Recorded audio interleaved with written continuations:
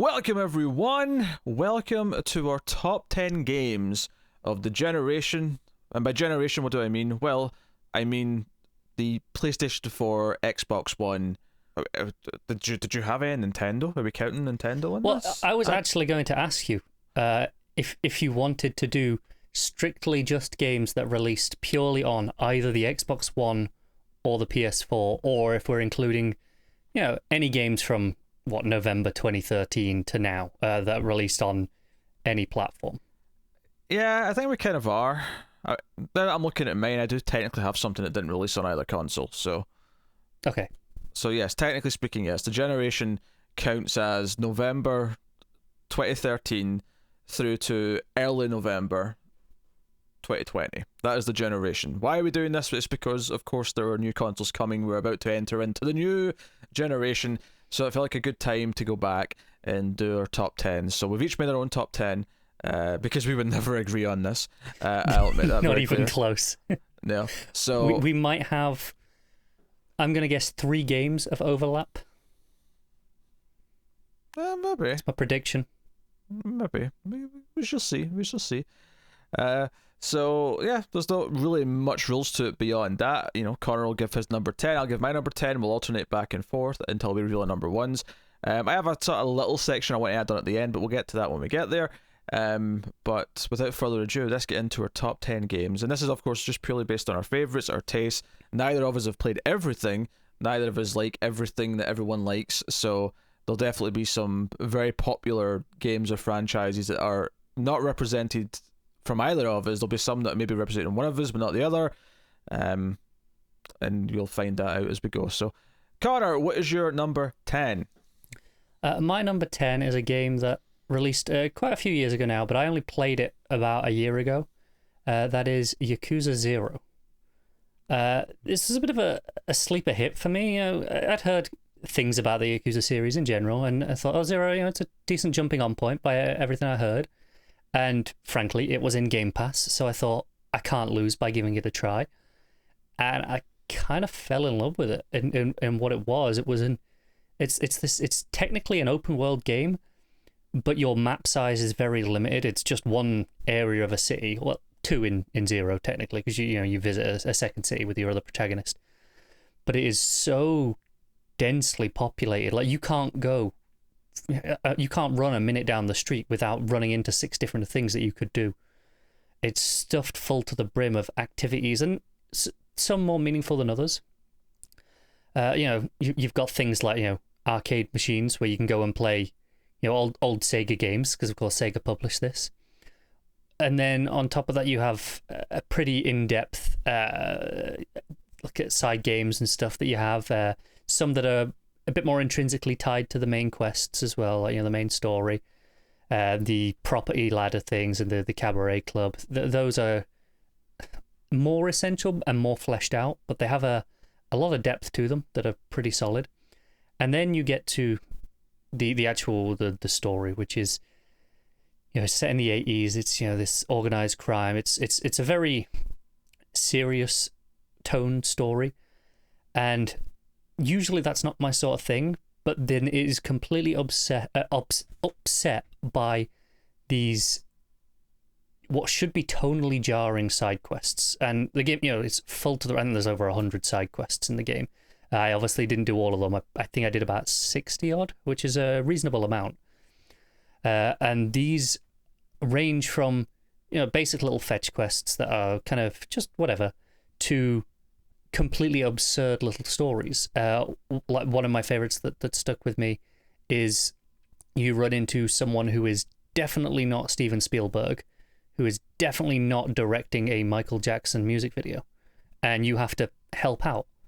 And and this is in the middle of this quite serious crime story about being framed for murder, and the big plot about land development, and it shouldn't work, but it's so glorious and self-aware that it pulls it off in a way that just describing it doesn't do it justice. It's such a fun game to play through. All right, I haven't really played it. I tried it a little bit, and it's kind of in the internal backlog. It's very heavy on the subtitles, naturally, because it's all in Japanese. and the combat didn't exactly wow me from the start. It's one of those things where I started it, and I felt frustrated at how many different things it was thrown at me before I got to anything that I would say resembles like the main part of the gameplay. I think if I remember, the very first thing you do in the game, you have a cutscene, you beat up like one guy, and then you go and play a karaoke minigame. And like, I think that's a pretty fair representation of what the game is in terms of the way it plays. But maybe not how you should really start, I guess, if you're just trying to grab someone. I'm intrigued. I have to admit, I'm a bit more interested in the new one just because they're switching to a turn-based combat system, and turning it into a straight-up turn-based RPG actually is a lot more appealing to me.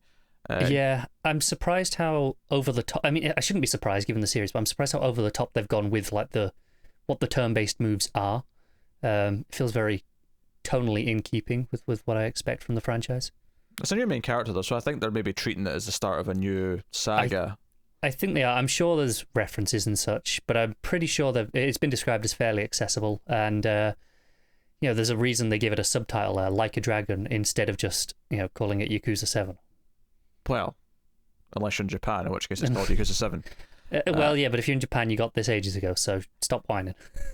All right, my number 10 is Alien Isolation. This is a horror game which I'm known to enjoy from time to time, but this is a different type. This one stands out because it's a horror game in a particular subgenre of horror that I don't tend to actually like that much.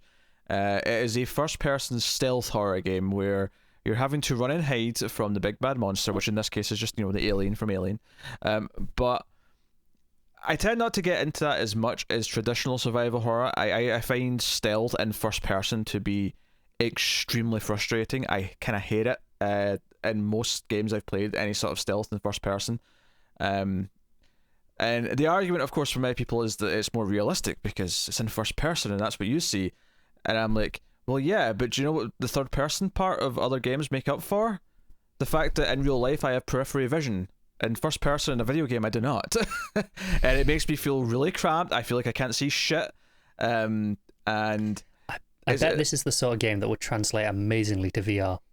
Very possibly, although it's maybe the actual scariest I've ever been during a game. Like I was scared as a kid playing the early survival horror games, but as years have went on, there's a bit of tension associated with them, and it's something I like about the games. But Alien Isolation is a really, really like scary game. If you get into it and you get scared of dying, even if it's just because you're scared that your progress hasn't been saved yet, because it doesn't have autosave, it has save stations, which is actually a very traditional survival horror mechanic. It's like, no, you have to actually get somewhere to bank your progress, and if you don't, you're screwed. If this game had checkpoints, it would take away so much of the tension that I will happily defend like that choice. But the key thing with Alien Isolation, one of the key things relating to the horror gameplay is that you start off very kind of powerless when it comes to the alien. Unlike other games that I've played, like Outlast, or I've dabbled in a couple of things, you actually do get a little bit more power as it goes on. You find more gadgets, more tools, more weapons, enough to the point that eventually the alien finding you isn't an instant death. You can actually sort of defend yourself a little bit. You can't kill the alien, of course. It's not, he's pretty indestructible, but you can sort of like get a jail out of jail free card. So it actually means that the first like third of the game is probably the toughest section, to be honest. Also because you're learning kind of the rules of the stealth and you're learning all these other things. So what drove me through, outside of that feeling of relief when I got to a save station, which is one of the things that I don't feel when I play something Outlast. There's very few sections where I feel like one of the things I love about survival horror is that feeling of getting to the save room, that feeling of finding the important item that I care about. Outlast, and I keep picking on Outlast because it's the one that I've played the most of out of these types. It's the one that popularized this style of game, right? Well, no, that's probably Amnesia. That's Amnesia, actually, yeah. But the point I'm getting at is that in Outlast, there are no save stations, and there's not really any items you pick up either. Outside of like some really key scripty things, there's nothing, you don't find supplies that make you feel a little bit safer. You don't find anything that makes you go, oh, thank F, I found this thing. I now feel marginally safer. Maybe I can take on this. Maybe I can get through the nightmare.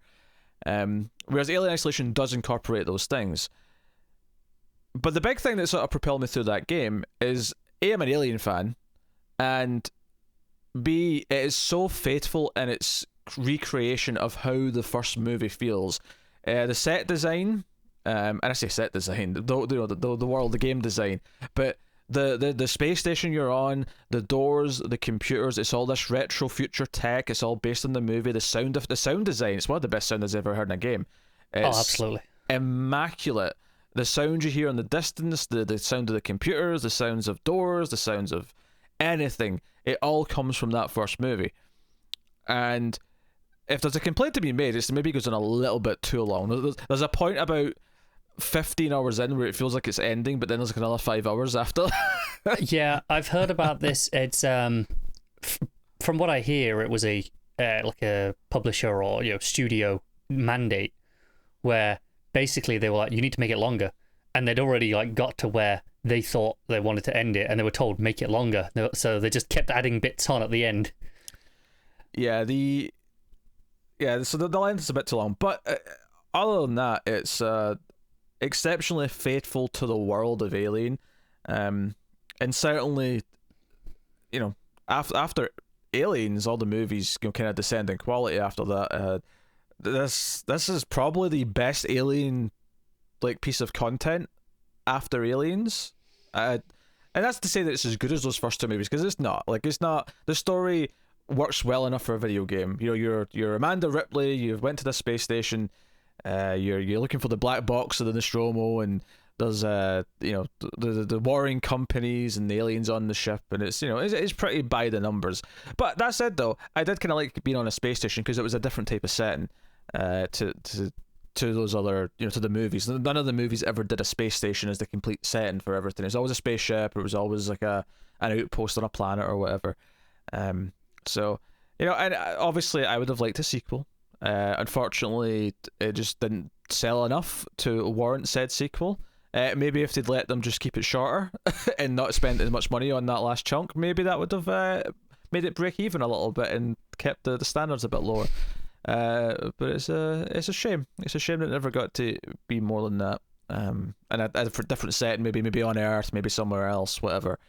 But yeah, like I said, I do think the sort of thing in a few years, like a VR update, could revitalize what it is and kind of make people want more of it. Possibly. I mean, I'm not really into VR. I don't really care. But I know, but a lot of people are getting it, and these sorts of games translate really well, I think. Yeah. But that is Alien Isolation. What is your number 9? I am sticking with Japan for number 9, and I've got my first Nintendo Switch game. This is Fire Emblem Three Houses. So this is a game of two key styles, two key components. You have the combat, which is very much your XCOM style. You've got a squad, you're moving them around. That's a sort of tactical turn-based combat. You do have permadeath on your characters, which is an interesting choice. You can choose to turn that off, but by default it is on. But it's an interesting choice because your characters are set, defined characters. They have, relationships with each other, and that's kind of where the other half of the game comes into it. It becomes very much shows its Japanese roots, I would say. It becomes very much a JRPG kind of a school simulator style game, where you kind of play as a new professor, and you have to choose one of the houses to lead. And it's this group of characters that you start with, the people who are in that house, and they have various backgrounds, they have various relationships within each house. There are all these rivalries between the three houses. As the game goes on, you can kind of recruit and kind of get close to other characters from different houses and kind of bring them in. But it's a wonderful game with a phenomenal narrative, actually, that really shakes things up about halfway through. In a way I won't say, because it really does do some interesting things, especially if you pick one of the houses. There's one house in particular benefits more from this twist than the others. And I didn't know this going in, but fortunately that was the house I'd picked, just because those were the characters that had appealed to me at the start. But it's just such a tight story. It's got so many side activities in that school simulator section. You got like cooking, fishing activities. The school simulator stuff with speaking to all the students, kind of going through those things. But then you have it grounded by this fantastic combat mechanics, which, yes, it's pretty much stolen from the XCOM stuff, but it works so well.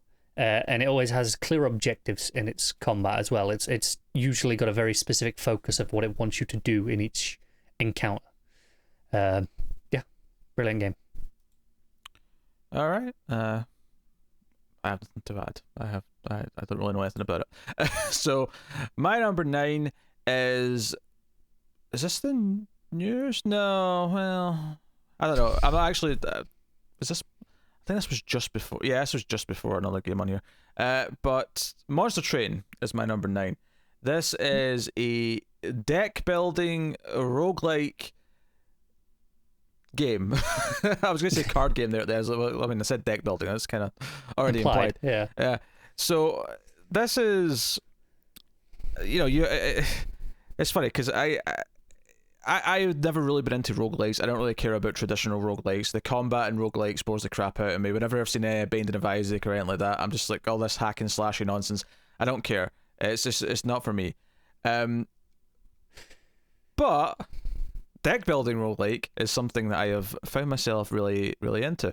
And this kind of squeezed out another game that I kind of wanted to have on here, which I'll get to. I'll do some honorable mentions at the end.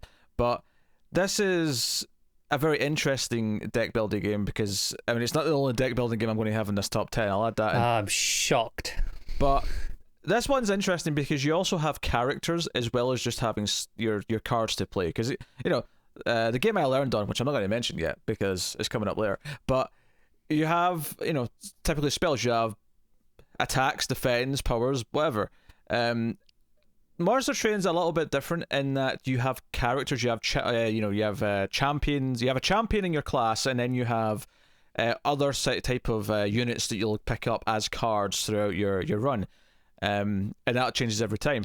What's so fascinating about Monster Train is that you've got a slight bit of tower defense in that your sort of goal on each bit of combat is that your train engine, your pyre is at the top, and if enemies get to that, because there's 3 floors, and if they get to that, they'll do damage to it, and that's how you lose, is that eventually that'll get whittled down and die. And you have all these different characters, you have all these different synergies, but one of the things that makes it so interesting, and they've been really generous with the free updates on this, is that the game launched with 5 classes. It launched with 5, clans is the correct word.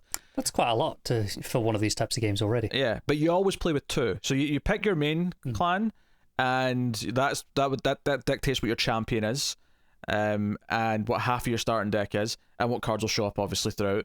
And then your secondary clan, you'll get their cards, but you won't get their champion.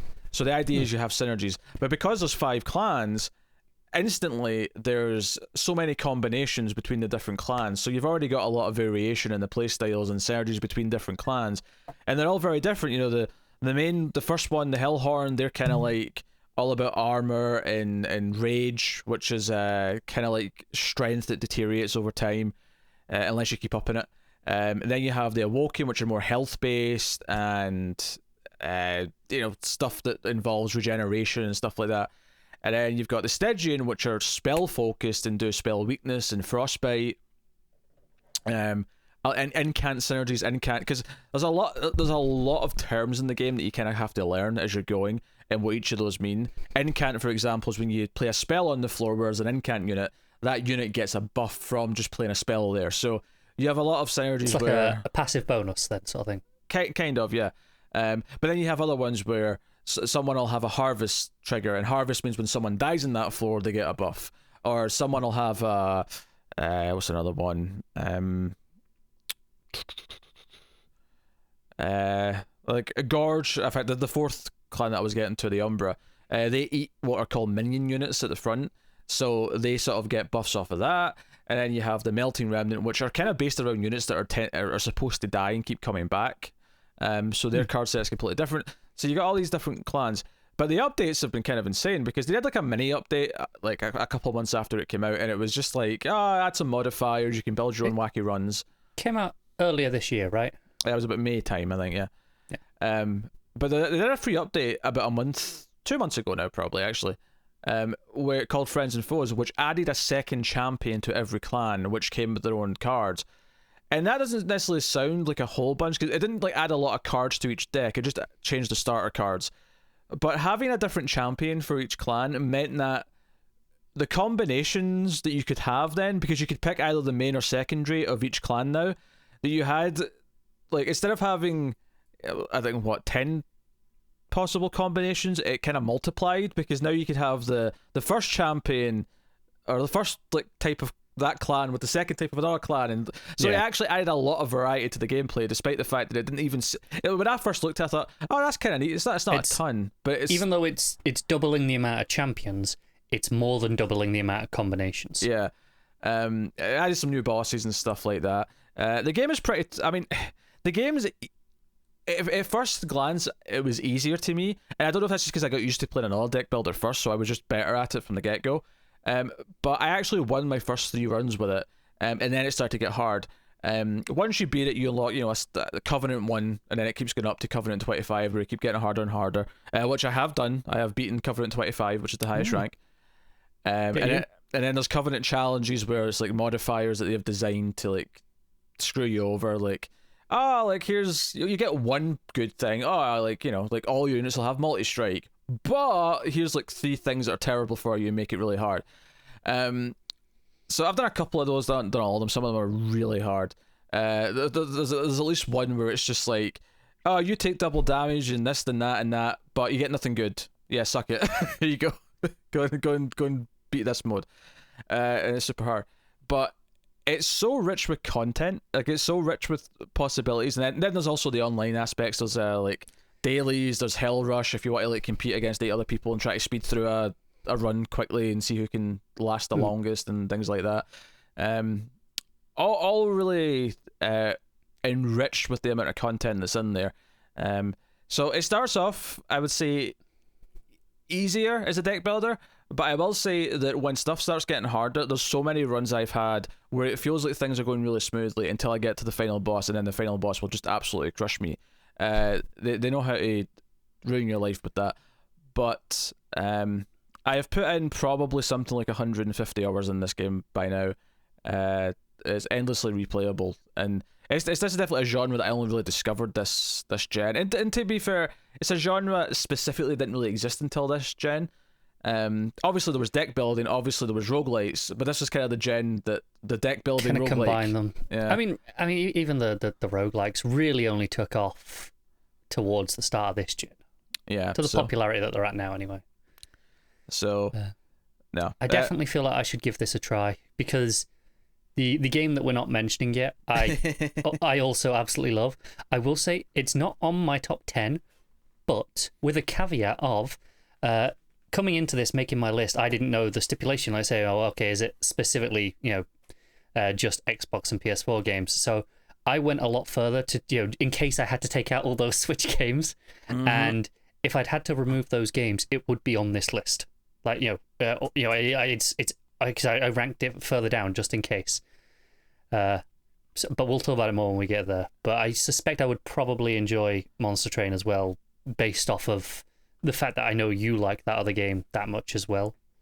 Yeah, there's definitely some differences that you have to get used to. I will say I am guilty of using the terms from the other game. Like I'll know what they mean when I see them in Monster Train, but I'll still call certain things something else. I mean, it's not that unusual. A lot of games, especially in the roguelite genre, there are so many games that you will use terms from like Binding of Isaac, for example. Yeah, and just apply them to all of the games because it just works. Because I called the relics, but they're not actually called that in Monster Train. They're called like, I don't know, treasure or something. I don't know. They're called something else, but I always call them relics because that's what they are to me. Yeah. So relics are really weird in it actually, because the relics in it, like I have some runs where I basically get no relics, and that's okay. The run's not destroyed by that. But then there's other runs where I end up with like 10 of them. It's just a very different experience. But no, it's very good. Very, very good. Currently only on PC. I suspect this is the sort of thing that should spread to other places. Maybe now that they've kind of like properly finished it. Not that it was in early access, because it wasn't, but they've added a lot to it. It makes sense that this would actually come to Switch. It feels like a very Switch-friendly game. It does, and much like the other one, I can see it maybe on mobiles as well. Yeah, makes sense. So, yeah, that's Monster Train. What is your number 8? My number 8 was switching over to a Western RPG this time, is Dragon Age Inquisition. I knew you were going to laugh at that. Look, I will admit, part of this is just sheer love of the Dragon Age universe. Origins, the first one, is my favorite game of all time. And there's still residual love for this property that is still pushing forward, and this is still riding on its coattails a little bit, let's be honest. But I think it does do a lot of good stuff in its own right as well. I know Pete disagrees. The laugh told you everything. I mean, I don't think it's a terrible game, but the combat's really boring. That stands out in my mind as the game where we got to Game of the Years, everyone just kind of shrugged and went, oh, I guess it's Inquisition, because there's nothing else to give it to. I actually disagree that the combat's boring. I think if you play it on normal mode, I think it's kind of easy and, maybe a little bit boring. If you play it on, I think it's hard, where friendly fire's on, it becomes a lot more interesting. You have to be a lot smarter. You have to be more careful with your combos and your AoE attacks and such. And it becomes a lot deeper because of that. I honestly think friendly fire should have been the default. But whatever. Ultimately, I think it has a great cast of characters, which again is something the Dragon Age games are great with. It does a great job of furthering that story, that mythology. It sets up some really exciting stuff going forward. I say sets up, teases some really exciting stuff, because it still tells a full story in its own game. It just has a few teases of lingering threads for them to pick up on in the future that are very exciting for fans of the franchise. Well, we'll see if the game gets cancelled before it comes out. Don't you dare. Look, this is the thing. Don't say that when EA are involved, because it could happen. BioWare won't even exist by the time you're supposed to get this game. Don't put that out in the world, because look, that is a real possibility, and I can't live with that. I need to finish off this story. Don't worry. I need to know what they're doing with the Dreadwolf. Don't worry, Dragon Age 4, or whatever they're going to call it, is going to just be like Anthem with the loot boxes, and it's going to be online parties and all that. Do you know what? Anthem was... I barely played it. I literally played the beta. It was disappointing all the same, in the sense of, hey, it's BioWare, and then it's this, right? Disappointing. If Dragon Age 4 went down that route, that wouldn't be disappointing. That would be genuinely like soul-crushingly devastating for me. That is like the worst gaming fear possible for me. And the fact that it's a real like possibility that they could happen, that terrifies me. Keeps me up at night. Now you got on the phone with EA and say, more microtransactions, more loot boxes, come on. Never, ever, ever say those words again. Alright, my number 8 is Spider-Man, the PS4 game, obviously. Not to be confused with any... I don't know if there was any other licensed Spider-Man games at the start of the gen. This sort of thing where I'm not sure if any of those lingered into this generation. It feels like it's possible. But...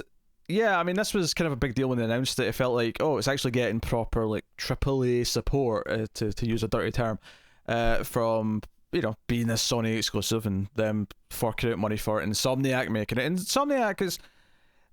they'd done...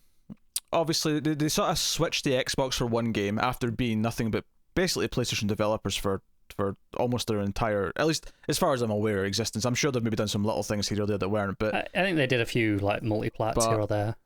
But they're known for Ratchet and Clank. They're known for Resistance, and both of those were exclusives on PlayStation. And then I loved their 2016 Ratchet and Clank. That was really good. So good. But then they announced this, and it was kind of like, okay, I'm excited, but I get a lot of open world fatigue from a lot of games, and having tried the odd Spider-Man game here or there, or other superhero games I've tried, I was a little bit worried about how the game was going to actually feel to just kind of be in after a couple hours. Like, with the fascination of web swinging wear off, all these things, what this game ended up doing is that it did feel great to move around, and it shows that we've come a long way. Because I always hated open world games on the PS2, GameCube, Xbox era. I thought they were very hit and miss on 360, and I still think a lot of them are kind of dull these days. I think there's kind of a formula to a lot of them that don't really work. But even just specifically for this type of open world game, I thought they were really bad. Basically, that generation through and through, and that's when a lot of people like the Spider-Man games. They like Spider-Man 2, and they like these other PS2 games and whatnot. But we've come a long way. We've come a long way, and I think actually giving it real story and real story missions where it's not just out in the streets constantly is a big change, because that's one of the things that I always felt with older open world games, is that there was never any interior locations at all. It was always just, somehow it's always about stopping a car that's out in the street somewhere, or somehow it's about stopping this group of enemies that are somewhere in an alleyway. It was never ever doing anything else. But this game does everything it needs to. We have interiors in train stations, we have interiors in all sorts of places, all these story specific locations that you do go into, and it feels like a proper game. It just has an open world kind of encapsulating it, which is something that I guess the first time I really saw it done properly like that was Arkham City, because one of my big concerns getting into Arkham City is that they were going open world, and while I still think Arkham Asylum is tighter overall because it isn't open world, it definitely was the best example I'd seen at that point, and I think Spider-Man takes that and makes it fun to get around to the point where I actively didn't choose to use I used fast travel once because there was a trophy for it.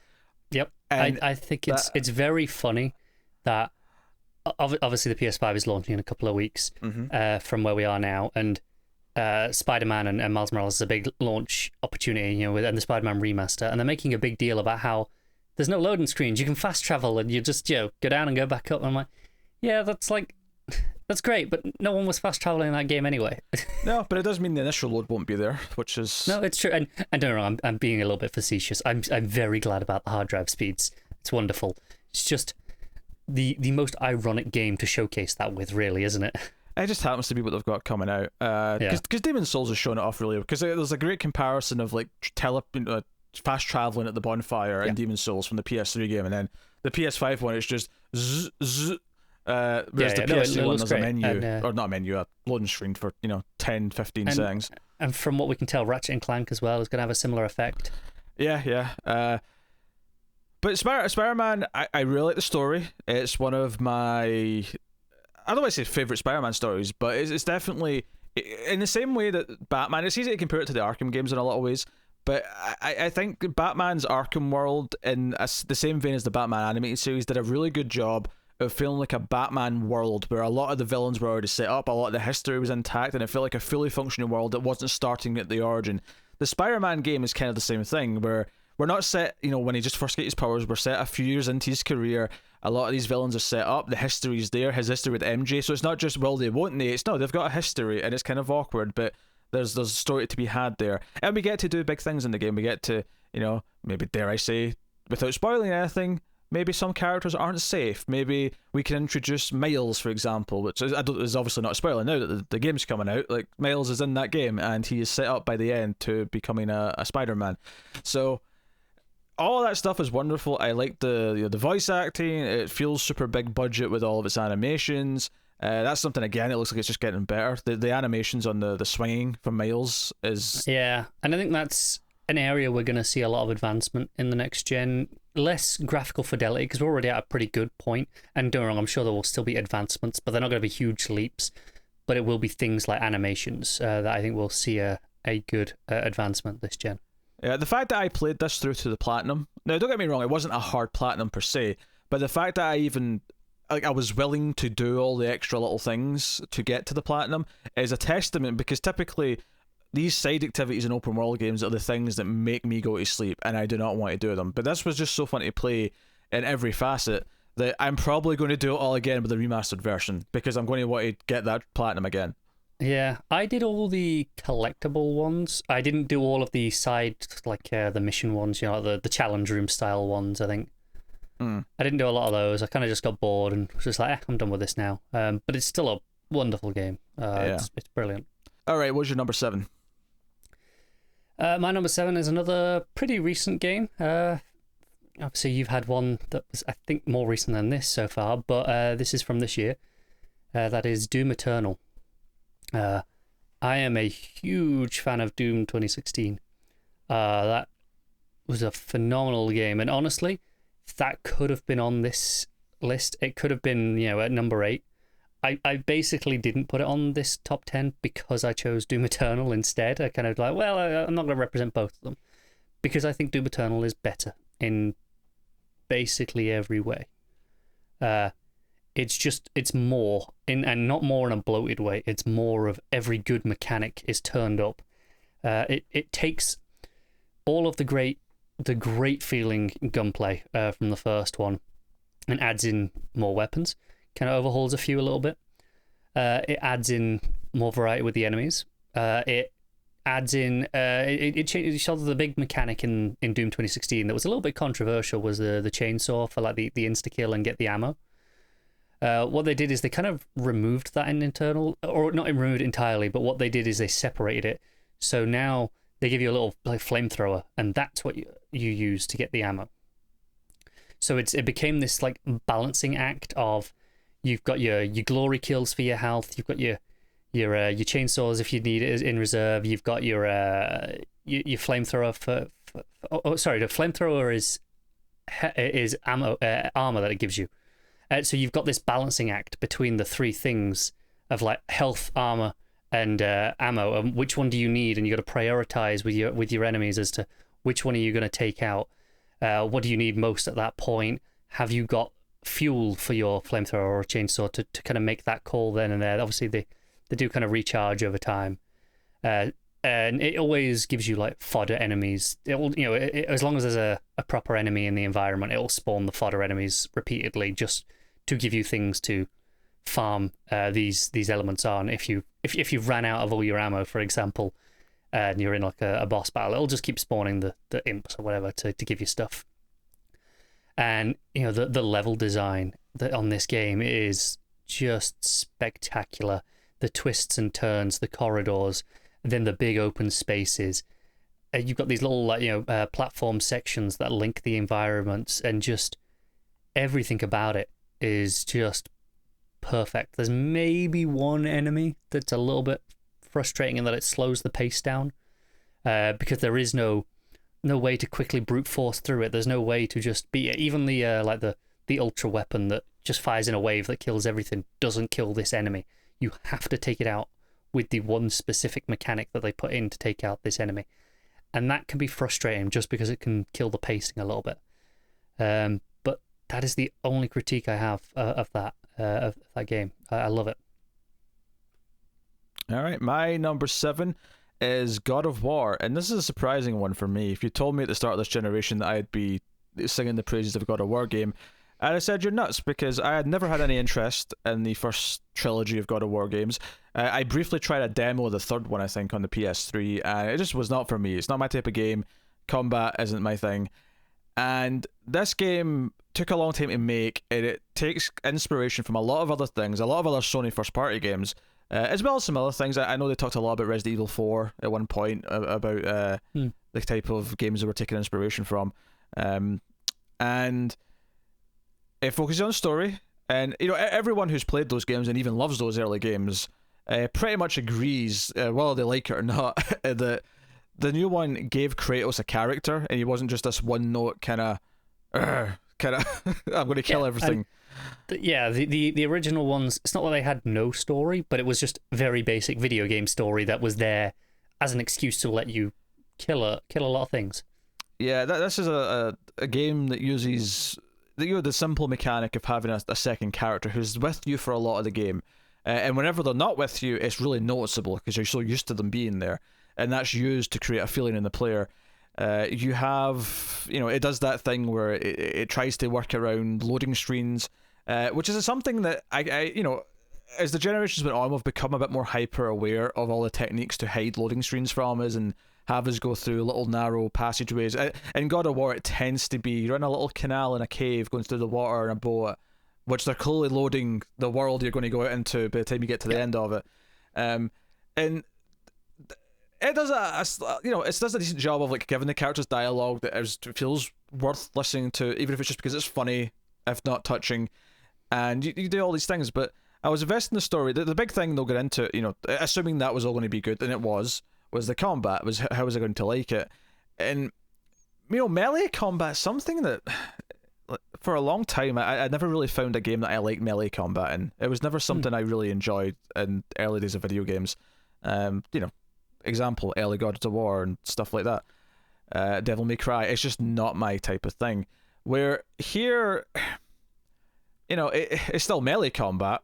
It's a lot slower though, isn't it? It's slower, it's over the shoulder, it's more about using your different techniques and your different skills, and you do have a skill tree for your weapon, and the axe is kind of cool to use, but it kind of breaks it down into something I can strategize out, rather than something that's based purely on my reflexes. And there's a little bit of reflexes because you're fighting, groups of enemies and stuff like that. But it's not about memorizing combos that work. No, it's more about, okay, so I've got like this skill that does a decent amount of damage, and I've got this skill that takes a long time to sort of build up, but it will devastate everything. So it's about choosing the right time to use those various skills. And the right skill for the right enemy. Yeah.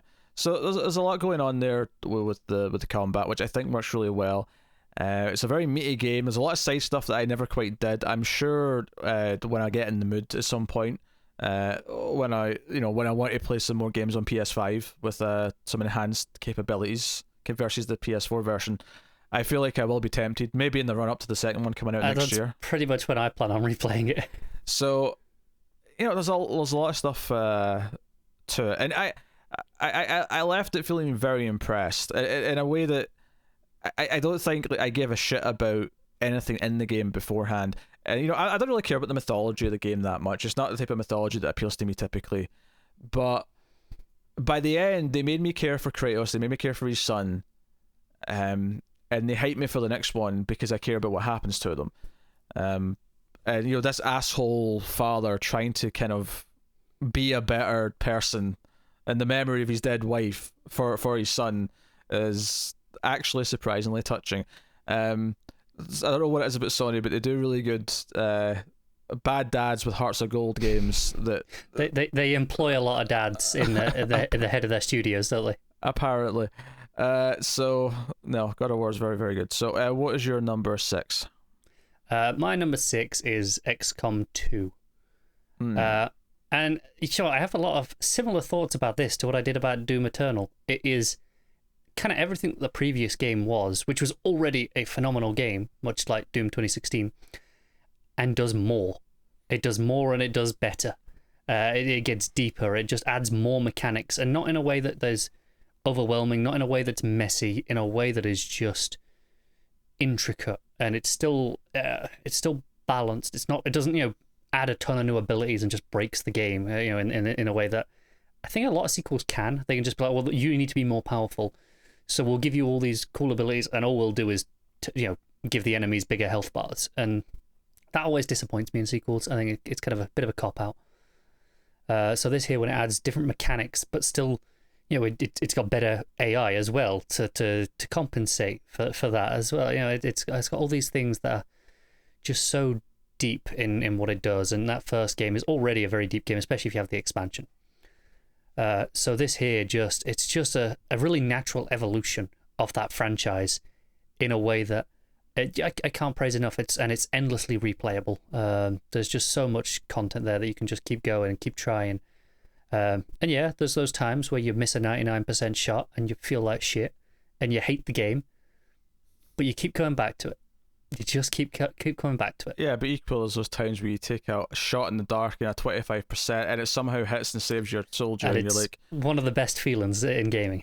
You're like oh, so good. Those bits. It's a Hail Mary. You're gonna die anyway. You might as well take the shot. You got nothing to lose, and sometimes it comes off and it just feels special. All right, so my number 6 is Uncharted 4: Thief's End, and this is not surprising. I'm a big fan of the franchise. I'm a big fan of Naughty Dog. I think what's so impressive, or what's impressed me about this franchise over the course of it, is that when you go back and play the first one is this really simple game. It basically goes, platformy, puzzly section, oh, big shootout section, platformy, puzzly section, big shootout section. It just kind of goes back and forth. The characters are kind of charming, but there's not really that much to the plot. And then Uncharted 2 started to sort of take it a bit further. The set pieces were better. The characters had more of a kind of an emotional investment in. And in the third one, while some people don't like it as much compared to 2, I do think the storytelling gets even better. And Uncharted 4 was the game they came to after doing Last of Us, and you could sort of see a lot of what they'd learned in Last of Us. And it's definitely, I think, the most emotionally affecting Uncharted game. The way it handles things, where it literally starts off with Nathan and Elena being a married couple, and one of the first things you do is you actually, like, the first bit of combat in the game is you're playing like with a water gun with your kid, with Nathan's kid in the attic, and you're sort of like hiding around boxes and stuff.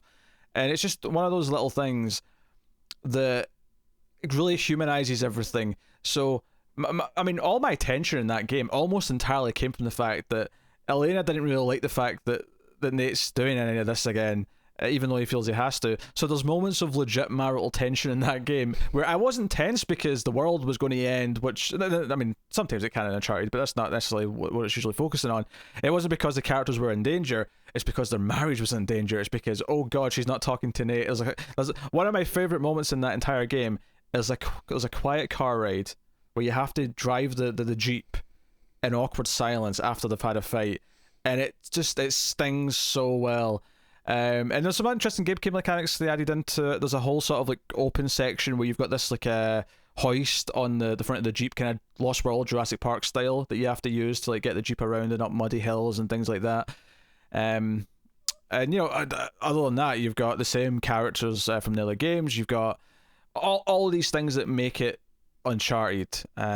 So and I think also as well, this came out in 2016, and I mean, a couple of games had felt, you know, for the time next gen before then, but as per usual, Naughty Dog, when they finally release a game on the system, it's kind of like, oh, okay, this is what the benchmark is now. This is at least visually, if nothing else. This is what the visual benchmark is now going forward. Because you know, I have problems with the Uncharted franchise. I know I couldn't quite get into. I tried 1 and 2, and I just did not enjoy playing them fundamentally.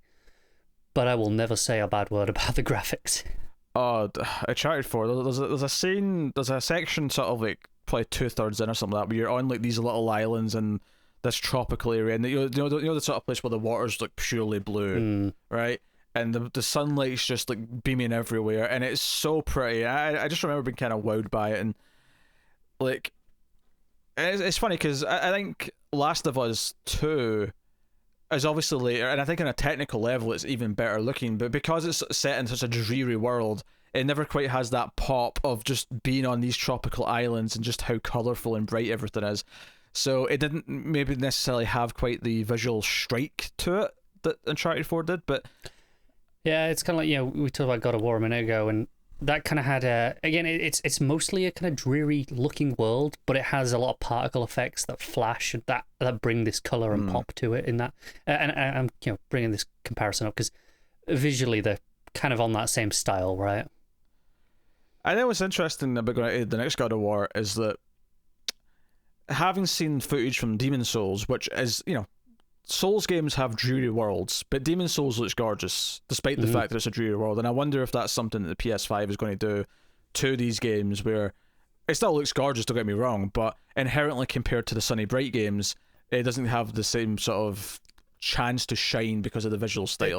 It's very possible that the God of War Ragnarok will be to the PS5 kind of what Uncharted 4 was for you with the PS4. And like that'll be that first real like, oh, this is what's possible. To be fair though, Demon's Souls like might already kind of be there. It might. It's more impressive to the PS5 than anything was to the PS4 when that launched. Without a doubt, yeah. With a significant margin. So, so that's Uncharted 4. It's the perfect ending of the series. It's the perfect goodbye. If they ever do another Uncharted, it should not be Nathan Drake. It should not be these characters. I mean, maybe you can do something with these kids if you want to keep it in the family line. Otherwise, you know, do what Lost Legacy did. You know, jump to other side characters and continue with them. But it should never be those. That main trio of Nate, Elena, and Sully. They should be done. and they should stay done because it was the perfect send off for them. So, what is your number 5? My number 5 is we're back to big open world games. This is The Witcher 3. This was actually the game that made me buy a PS4. Up till that point, I was like, yeah, there's nothing I really need. I'd got a PCF a few years before that was still kind of running everything that I kind of wanted to a reasonable standard. Witcher 3 was the first game where I was like, okay, my computer's going to be pushing it because it was kind of starting to age out because I'd only bought like a mid-range one at the time. I was like, gonna need to get something for this because it looked gorgeous for the time, especially for a big open world game, which tend to not be as visually impressive as the super focused ones like your Uncharted. That was true at the time.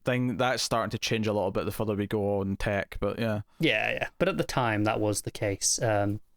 But no, this is a game I in the run up to this, I played the first 2 games, and the evolution of CD Projekt Red as a studio across those games is astonishing. That first game is borderline unplayable. I think 2 is better, and 3 was just the culmination of everything they'd learned. And the writing was good in all 3. Don't get me wrong. The first 2, but 3 shine in the side quests. There are so many memorable side quests that are just better than the main story for me, I think. And there's so much of that game that I never experienced and didn't know I hadn't experienced. Paige was playing through Witcher 3 for the first time recently. It was on Game Pass, so she decided to boot it up and play it. And there was a point where she, it was like, traditional, end of a quest. Can you make a decision? And whatever you do, the consequences will come back to haunt you. And it's one of those where there's no right answer. So I kind of just told her, look, there's no answer. There's no good answer. So just pick one. And it came back, and I didn't remember what I'd picked because it had been a few years since I played it, obviously. And when it came back, she said, I did this and this and this. And I was like, I never experienced any of this. And she had like a full separate line of quests that I just never saw because of choices I made. There is so much content in that game, and all of it is so well written. It is pretty special. Yeah. My number 5 is something we were alluding to a lot earlier, and that is Slay the Spire. About time. This, I mean, kind of like I was getting at earlier, this kind of interests me to a new genre. I kind of got it on a whim because I'd seen that a little bit of footage. I thought, this seems kind of interesting. I think I kind of like the idea of this. I have hundreds of hours into Slay the Spire, and I actually got it recently on PS4 because I had it in PC. That's where it came out first, and I had it. In fact, it's the only thing I have ever bought in early access. I bought this game when there was only 2 characters. Me too, actually. It's the only game I ever bought in early access.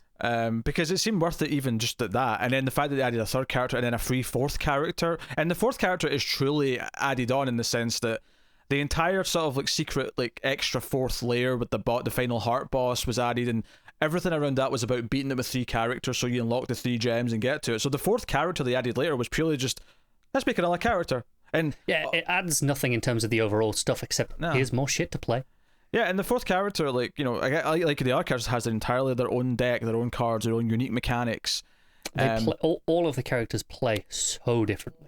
Yeah, one of the things I was saying earlier about Monster Train is that each clan has its own deck, and I mentioned mechanics like you can see a bit of overlap, but for the most part, the Stygian or the spells one with the incants. For the most part, the Hell-Horned or the Raging armor ones, and those mechanics tend to stick to those classes for the most part, and that's why it's fun mixing 2 of them, because you find out that like if I put the one that is good with spells next to this other thing that uses spells to get their other ability going, all of a sudden there's this weird synergy going on, and they're both like just popping. It's kind of similar in Slay the Spire where you have the Ironclad. This is the problem with now playing 2 deck building games, is that all the terms are all... To be honest, I can never remember the name of the characters anyway. I just know, warrior, rogue, mage, essentially. Hell-Horned, Silent, Defect, and... the new one. The Witch? No, the Witness? No, something like that. Something like that. Anyway, but you have the Hell-Horned... Sorry... You have the Ironclad. See, I'm mixing the other. You are, yeah.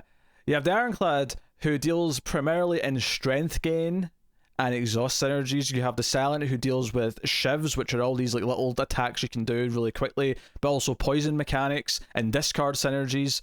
And then you have the Defect, which is all about this whole new style of thing where you have orbs, where you channel orbs of different types, and you get lightning orbs, which is damage, you get frost orbs, which is defense, you get all these different things.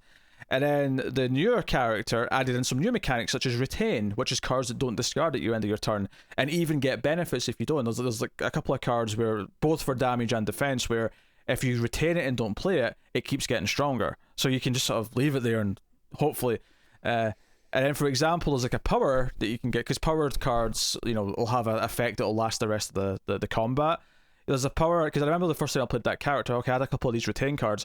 There was a power that each time you ended a turn, all your Retain cards went down in cost by 1. So if you had a lot of Retain cards, but after a few turns, they were all free to play. And that became something that was a big deal. And so I'm playing it again on PS4 now because I'm digging going for the trophies, because I know I can get. I'm already like almost at 60% of the trophies done, and some of them are quite tough. It took me months and months to get to the point where I could have pulled off some of this stuff originally on PC, and it's just because I've played enough of it that I know what I'm doing. Yeah, no, I'm with you on that. I have it on PC, obviously. I have it on my Switch, which doesn't have achievements or trophies, and then they added it to Game Pass, and which frustratingly, I don't know if it does on the actual console, but the Game Pass version on PC doesn't give me the achievements, which is really bloody annoying. What is really dangerous though, and because I kind of fallen back into it recently, of like, I kind of just started playing it again a couple of weeks ago, just for whatever reason, and it's like, I'm sinking like 4 hours into this a day somehow. Again, they added it to xCloud, which is obviously the Microsoft streaming element of Game Pass, so you can stream it to your phone. And just the other day, they added touch controls to it, which obviously is perfect for touch controls. I think it's already on like iOS anyway. That's going to be so dangerous that I can just on my phone, I'll go on, I'll just play Slay the Spire while I'm on the bus or wherever. It's dangerous. Yeah, I mean, this game took me like 3 months to just win a run, because it was that hard when I first started playing it. It was impossible. And I'm at the point now where, when I went back to start on PS4, I won like my first 4 runs. Like, playing that game on Ascension Zero, which is just, standard difficulty before it starts adding more difficulties on, is actually surprisingly easy when you kind of know what sort of synergies to look for. And you could get unlucky and just not get the right options, and you'll just sort of tank. Happens, yeah. But my win ratio at that starting level is like very, very high, which is just so funny to me, because when I first played it on PC, it took me months to win once. Yeah, same. Once. What Ascension are you up to now? Do you know? On PS4, I'm only up to like 5 or something with one of the characters, because you have to unlock them for each character. But, and you have to do them individually. I think on PC I got to like 14 or 15 with a couple, because I think I was alternating. So I think not the 4th character, because I didn't really play much of them on PC, because they kind of came out as I was kind of winding down. They came out quite a bit later, yeah. But the 3 main characters, I think I got them all around the same sort of 14, 15 level. But it goes up to Ascension 20 now, because 15 used to be the highest. I think I'm about 14, because I remember thinking I'm almost at the original cap, because the original cap was 15 and then they raised it to 20. Yeah. The bastards. It's such a good game though, and like I said, if I'd taken out the Switch exclusives, this would have been on my list. I've spent hundreds of hours, and I play a lot of roguelikes anyway. I have done for years, going back to the original Binding of Isaac, not the 3D remake, the original Flash game. I've put probably 200 hours into that. I put 300 hours into Rogue Legacy, so that they're definitely my jam. Is kind of what I'm saying here, and this one got its hooks in good. Yeah, no, Slay the Spire is phenomenal, and it's a sort of thing where it doesn't, these card games don't really fit into all these other genres that I play. But I can't deny how many hours I've put into them. Monster Train, there's a game that might have made it on had I sort of said, maybe I shouldn't put Monster Train, because it's newer and it's, Slay the Spire's kind of doing, the same similar thing. But it doesn't change the fact that even Monster Train, which only came out this year, I've put in like 150 hours to. Slay the Spire, I've put something like, combined with PS4, I'm probably close to 500 hours on that now, something like that. Yeah. It's a lot. So yeah, and there is a trophy for beating Ascension 20, so you best believe I'm going to keep going down that path until I do so. And there's a couple of annoying trophies that are going to be tough to get, but I never looked at the trophy because I don't know about you. On Steam, I kind of ignore all achievements. They just they mean nothing because they have no value. Whereas on Xbox and I think especially on Xbox for me, but PlayStation as well, they count towards something, so I care more. I know, and they changed the whole leveling up system on the PlayStation trophies a couple of weeks ago. So yeah, I haven't looked into that yet. So you level up more often, but once we get to PS5, you're going to have like a badge that's either going to be level 1, 2, or 3 bronze, level 1, 2, or 3 silver, 1, 2, or 3 gold. It's still not quite the same for me as the Xbox, where there's just one unified number that I'm always building up, which that hits me. Like that causes a problem for me, and that I always need to make that number bigger.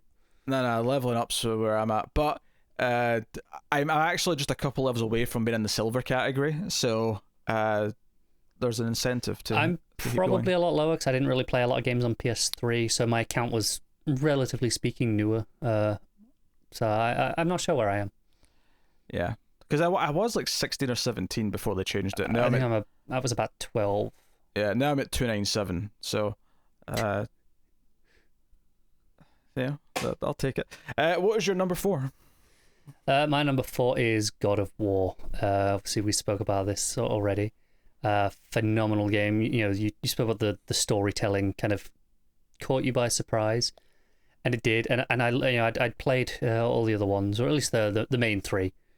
I hadn't played the side games, but I played the main 3 and was already a fan of those. I liked that style of hack and slash combos, but this kind of brought in a whole new dynamic. I loved that it was, as much as this gave Kratos a character, like you said, it is very much recognizably still a sequel. And as much as it's a relaunch, it is still a sequel. Everything in those previous games still counts and matters and has impact, especially in the back third of the story. There are moments that mean more because even if you didn't play them, he went through these things. So there is a real history there.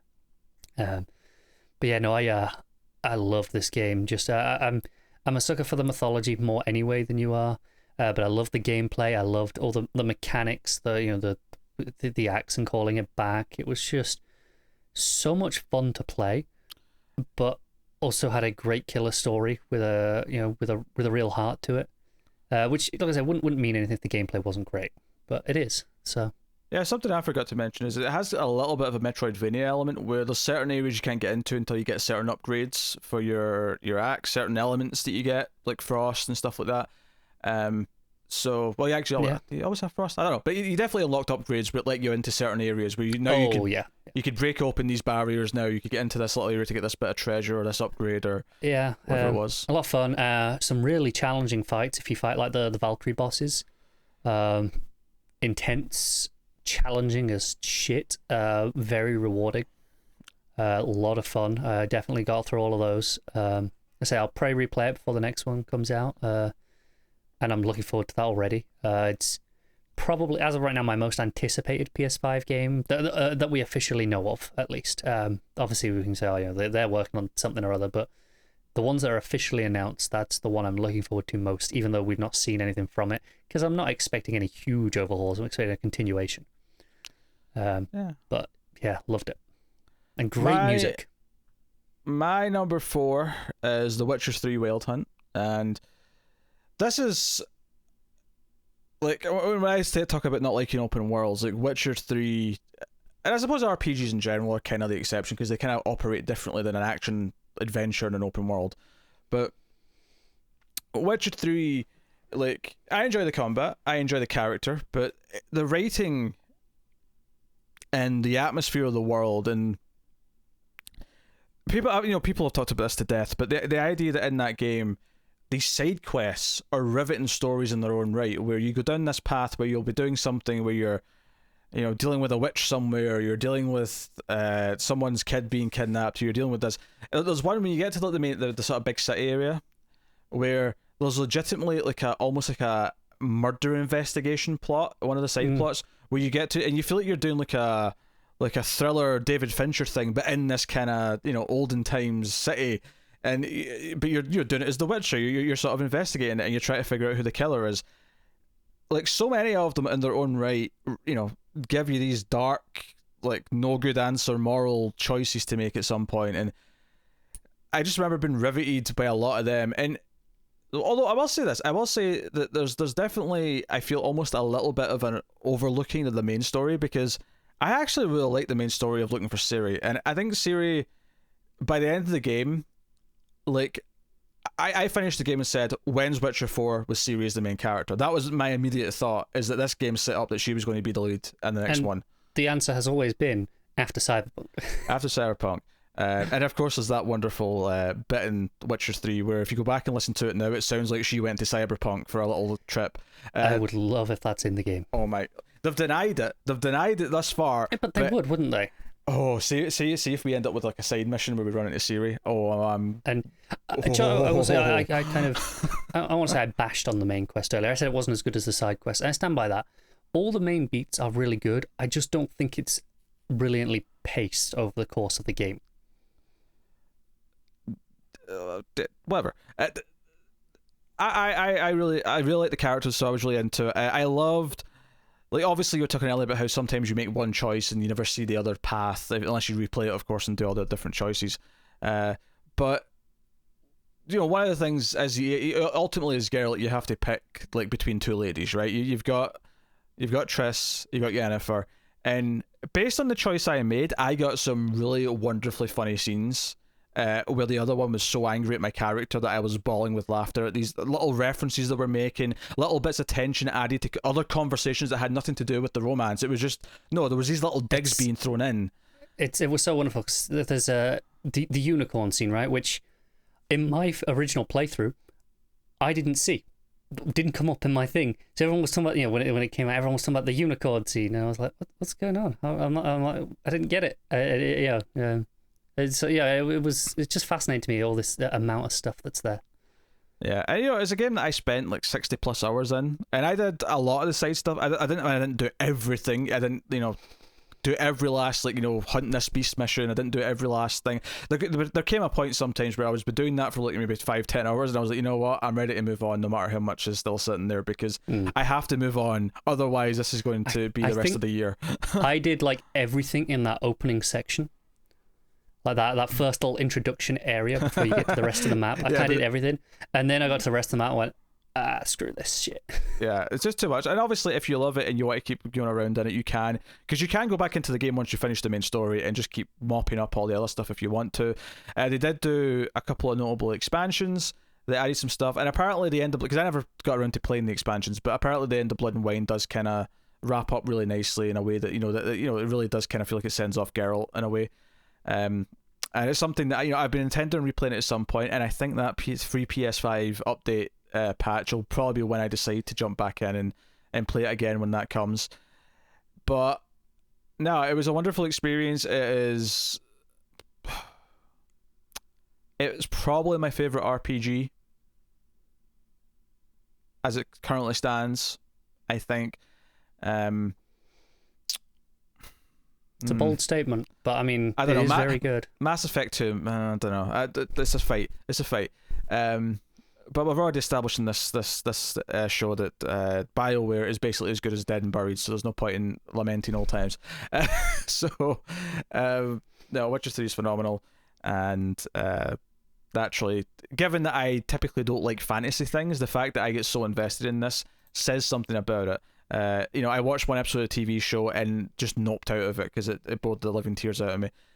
So something they did with the writing in this, the way they introduced the elements, spoke to me in a way that most fantasy doesn't, and because of that, it gets very, very high marks on top of everything else. What is your number 3? Top 3 coveted spots here now. Number 3 is The Legend of Zelda: Breath of the Wild. This is, in my opinion, the best launch title on any console since maybe the original Halo. It is the killer, you know, that killer game. That's not a high bar. Screw you. I tried playing Halo 1. I was bored to tears. I don't know what you're a terrible person, clearly. That is widely regarded as one of the best launch games in history. Like, I think you're forgetting Knack in this conversation, quite frankly. You're right. I can't believe I forgot it entirely. It's not even on my list. but That's the game that'll really show off the PS5's potential when Knack 3 hits. Did you watch? Yeah, can't wait. All eyes on it. No, Breath of the Wild. It is. You know that whole what became a bit of a meme from Skyrim of, hey, see that mountain? You can go there.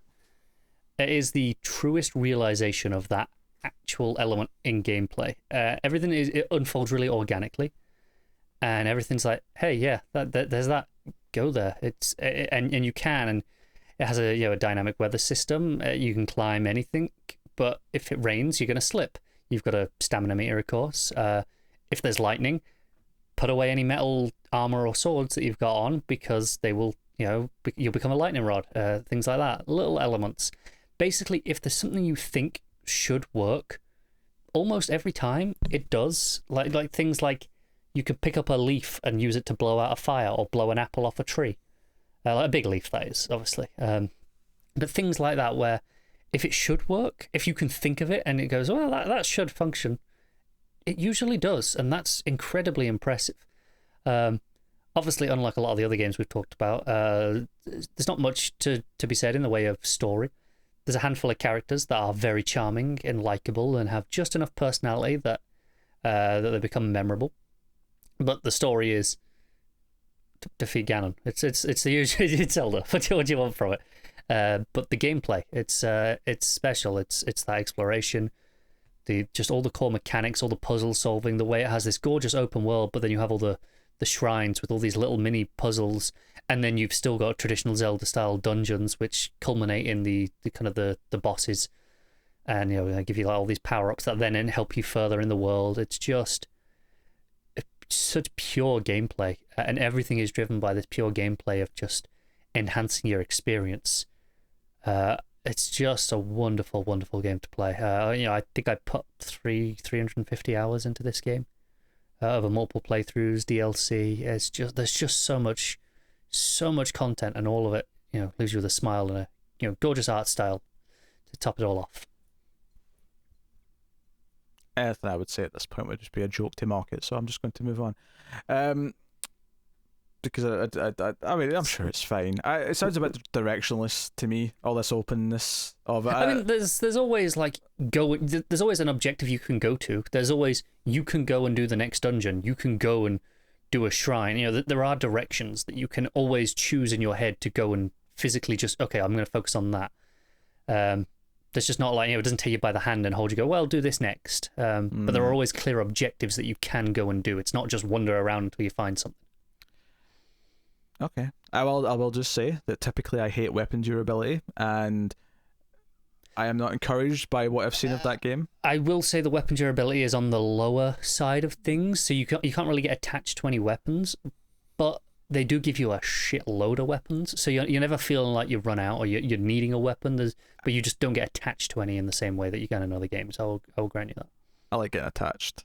No, I do too. Attachment's the mother of all endorphins. Okay, my number 3 is The Last of Us Part 2. So this is probably the newest thing on here.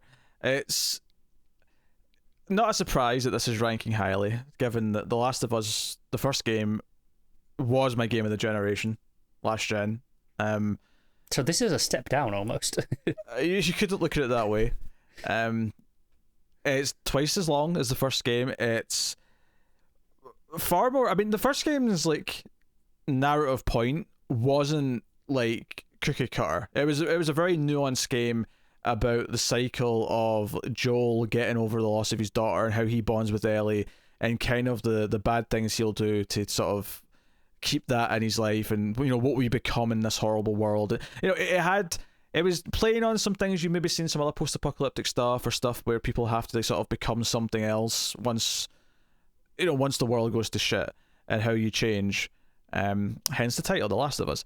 But I think Last of Us Part 2 goes even further with challenging, as a challenging narrative to poke at the player.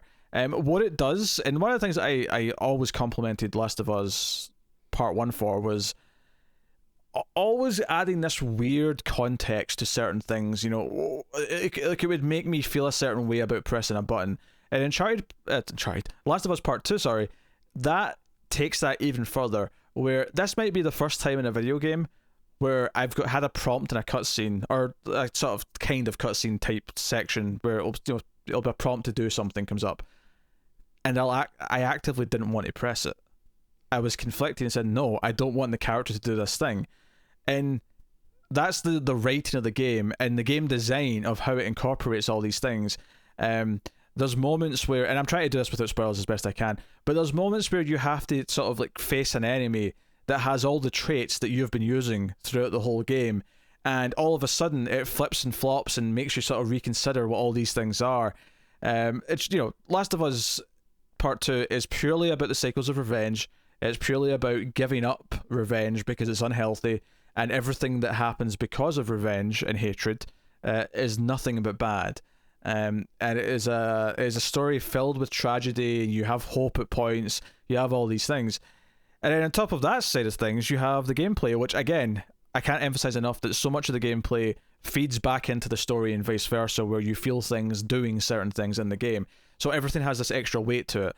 But on top of that, though, you have the crafting back. You have all these things. They have this wonderful, I'll call it the rope mechanic, where the first time because I never really saw anyone talking about this before it came out. So the first time I did this, when I played it, launch night, I kind of like had like it was almost a next gen moment where like Ellie like coiled a cable, and it was still connected to something, and then I could throw it over things and use it as something to climb up or whatever. And I'm like, this is so simple, yet I've never seen it done quite like this before, where it feels so natural and realistic. And it uses it a few times throughout the game.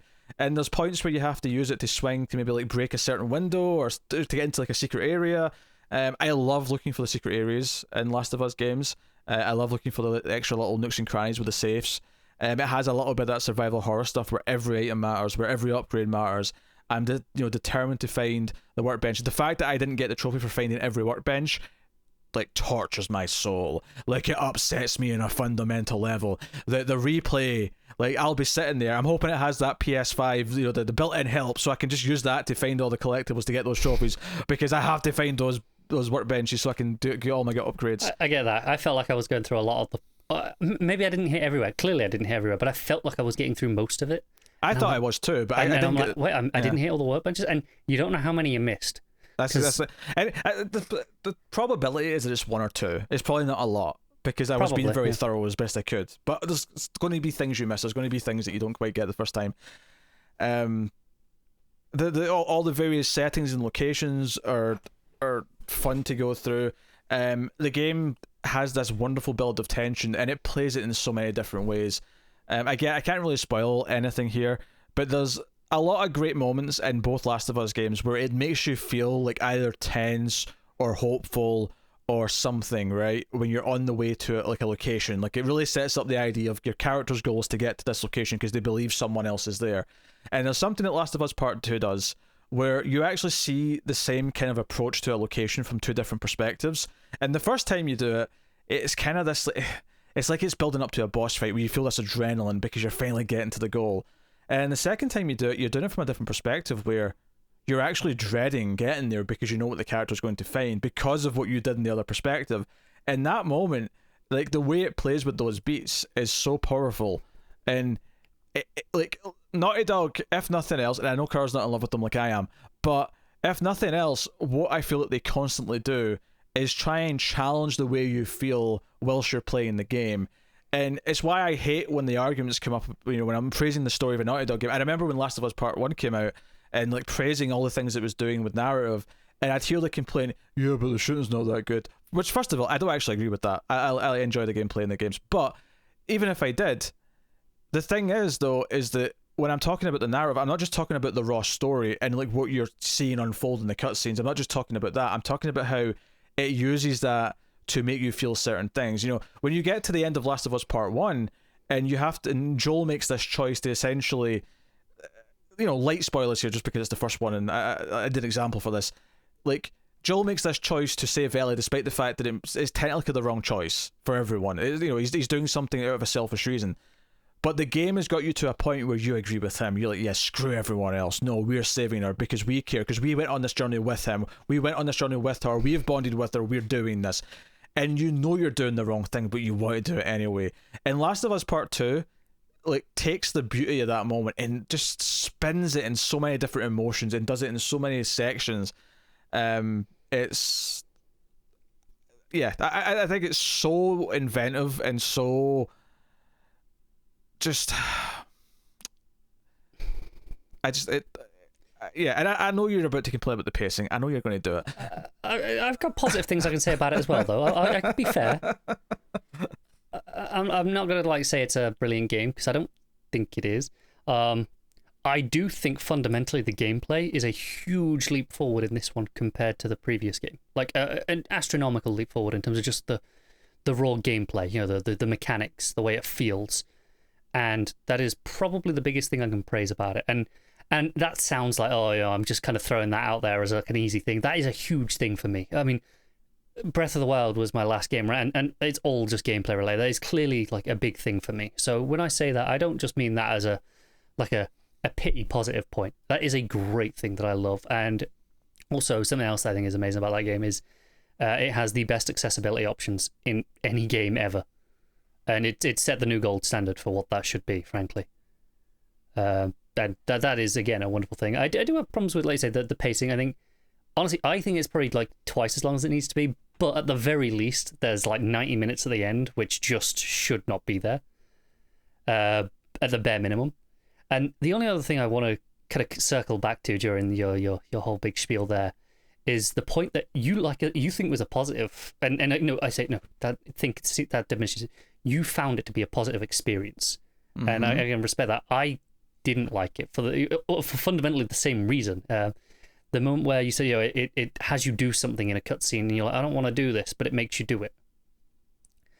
To me, that pulled me out of the experience because it made me feel like not the way the game wanted me to feel, but it made me feel like it was trying to be, for me, like it was trying to be smarter than it actually was, where it was like, see, you're going to do, you know, it makes you press this button, but there's no option to not press the button. And then when it goes, see, look what happened, and it kind of makes you feel like you're complicit in the action. It's like, yeah, but I don't really have a choice. You just made me do it. So it doesn't have the impact on me that these moments should have. And that kind of took a lot away for the experience for me. I never took it as that. I never took it as you were meant to feel complicit in what the character had just done. I think, despite the fact that it's so immersive, because these games are so goddamn immersive. They are, yeah. I think, you know, you're always playing a video game. Because when you're watching a movie, you're always watching a movie. When you're reading a book, the reader or the writer knows you're reading a book, and it'll use mechanics and ways to do it. And part of what I love about Naughty Dog, you know, sometimes maybe they don't work as well as others, and maybe, you know, obviously opinions vary on this, but they try to use the mechanics of a video game in new ways to try and make you feel something about what's going on in the story. And when it comes to like moments like that, to me, it's not about, because, you know, players love choice, and it's one of those things where players think they love choice. I've always hated, you know, like the argument that there should be multiple endings to a lot of games or things like that. I've never really subscribed to that. I like a focused story, because what you can do here is that when I'm playing this, I'm not saying this is me making a choice. What I'm feeling when I'm being forced to press this button is that in the same way that when I'm watching like a movie that's a tragedy and I know it's going to end badly because I've even seen it before and I know it's going to end badly and there's nothing back, I'm hoping it'll be better, and I'm hoping these characters that I care about can get out of this moment. And I felt like when that moment arises, to me it's not a constriction of like, oh, you have to press this button because we're not giving you a choice and therefore we're failing as a game because a game's all about options and choice and freedom. No, this is a story. Story's not about freedom. It is a curated story for you, and the fact that they're making you press that button is to make you realize that no matter what you do, you're not in control. This is the character story. You're facilitating the character. I get where you're coming from. I do, and that's why I'm not making this like a hugely negative thing. I think for me, the fundamental difference, you use, when you're watching a movie, you're watching it. When you're reading a book, you're reading it. You're very aware that, that you're just reading or watching about these characters. The problem is when it comes to a game, you are interacting. You are part of controlling those characters, whether you're making choices or not. I mean, even if you're not making narrative choices in the same way, in this game, if you choose to go in or out of a certain building, you will see something, an interaction might happen with another character that won't happen if you don't. That is by its definition choice that you as a player are making. So for me, it's kind of baked into the concept of game stories that you are complicit in these actions. It's kind of a fundamental mechanic of the medium in my mind. And I don't think... I get what Naughty Dog's trying to do with this. I do understand it. I just don't think it works for me. But I get what they're going for. I would call it a masterstroke. I would call it like one of the smartest things I've seen in the game in a long time. I think it's... And I think it's next level stuff. And I think the best way to describe like what Last of Us Part 2 does is there's a character who about halfway through the game you start to really get to know, and I like at first glance, because of what this character does earlier on, you kind of hate them at first glance. And I remember someone, because I streamed the whole thing when I was playing it, and I was asked, and I said this in my review when I reviewed it on my own, but when I was asked by someone in chat towards the end of the game how I feel about that character, I couldn't, I think the question I was asked specifically is, do you want that character to die? And my response was basically, if you're asking me if I like them, that's complicated. I can't really give you a yes or a no, but not because it's muddy, but because it's so layered with the real implications of, like, they've done some awful things, but at the same time, I see so much of a human being in them now that I can't just say yes or no. So I could say definitively that I didn't want them to die, but if you're asking me if I like them, then the answer is, like, it's basically, on Facebook, relationship status, it's complicated. Like, that was the kind of the response in my head. It's complicated. And the fact that I responded to a question about a character in a story with the phrase, it's complicated, to me speaks just volumes of what that they achieve from a storytelling perspective, because it's far more complex than just, good character is good, bad character is bad. It's more than that. And no, I get where you're coming from. I think I will say about that character, I like them more than I do a lot of other characters in the game. I'll leave it at that. Which is, maybe controversial in its own right. But no, I've said my piece on the game. Oh, well, we could be here all day on this, so I'm just going to wrap this up now. But I think it's a masterpiece of a video game. I think it's transcendent. I cannot wait to see what Naughty Dog do next. And it's, like even if God of War didn't exist, even if Spider-Man didn't exist, Naughty Dog alone would be why I'd be getting a PS5. Like, they alone would be the reason. The fact that all these other exclusives happen to exist is great, icing on cake, but they're the fundamental reason why I picked that console. So that's wonderful stuff. What is your number 2? My number 2 is the king example of gameplay rules for me. That's kind of, games can have good stories. Some of the games on my list do, even some of the higher ranking ones. But without good gameplay, they fall down. And a game with little story, or a bad story, or no story, can still rank as high as this, and that is Mario Odyssey. It is just pure, unadulterated gameplay mechanics at its tightest, at its best. There's so much different kind of platforming ultimately, but you've got so many different mechanics that you can use. It's easy to learn, hard to master. You've got dive jumps, you've got your hat jumps. There's so many things that you can chain together to get across places. You've got 2D sections in there. You've got wonderful settings and locations that just kind of pop with gorgeous styles, varied styles, like the city and the jazz club city stuff in the city is probably one of my favorite locations in any game this generation. You've just got all of this wonderful stuff to play. I couldn't put this game down when I picked it up. When I got it, this was one of those where you need X amount of collectibles to kind of get to the end of the game, and you're getting them as rewards for like everything you do, and you need 100, whatever it is, to fight the final boss out of a potential 300, whatever it is. And afterwards it's like, well, you can carry on and just go find the rest if you want. And I didn't find all of them, but I did a lot more after I beat that game, just going around doing various challenge sections, just little platform areas, And then you got the unique mechanic in this Mario game was the hack can possess things. And you possess the bullets or the Goombas, and you would ultimately, it would just be a different form of platforming that you would use by doing this, and it opened up this variety of skills with the platforming, of things you could do, and it felt like a real natural extension of the core mechanics that were already in there. It didn't feel like it was just slapped on top of them like in some other Mario games. Look at you, Flood. It felt like an actual extension, and it was baked into it in a way that Flood was there to cover up some flaws with the platforming. There was like a safety net in that game, whereas this is not. This is there as an extension. There's new challenges, there's extra elements and difficulties, and some of it is difficult. Some of the challenges, some of the platform sections, but it's so rewarding. And it's another game that I just had so much fun playing, and I could pick it up and start over right now and just play through it all and not even question it. It's just that phenomenal. The only Mario game I've played more than 10 minutes of was Super Mario Sunshine, so let that sink in. To me, Flood is Mario. That's what Mario is. I mean, Flood literally exists because they're platforming. They knew it wasn't tight enough. When sometimes you would make a jump and you try and get onto a platform, and it would well, you're not quite there. And they knew they didn't have it down precise enough, so they added Flood, so you could, okay, you're not quite there, and we'll let you just kind of hover in the rest.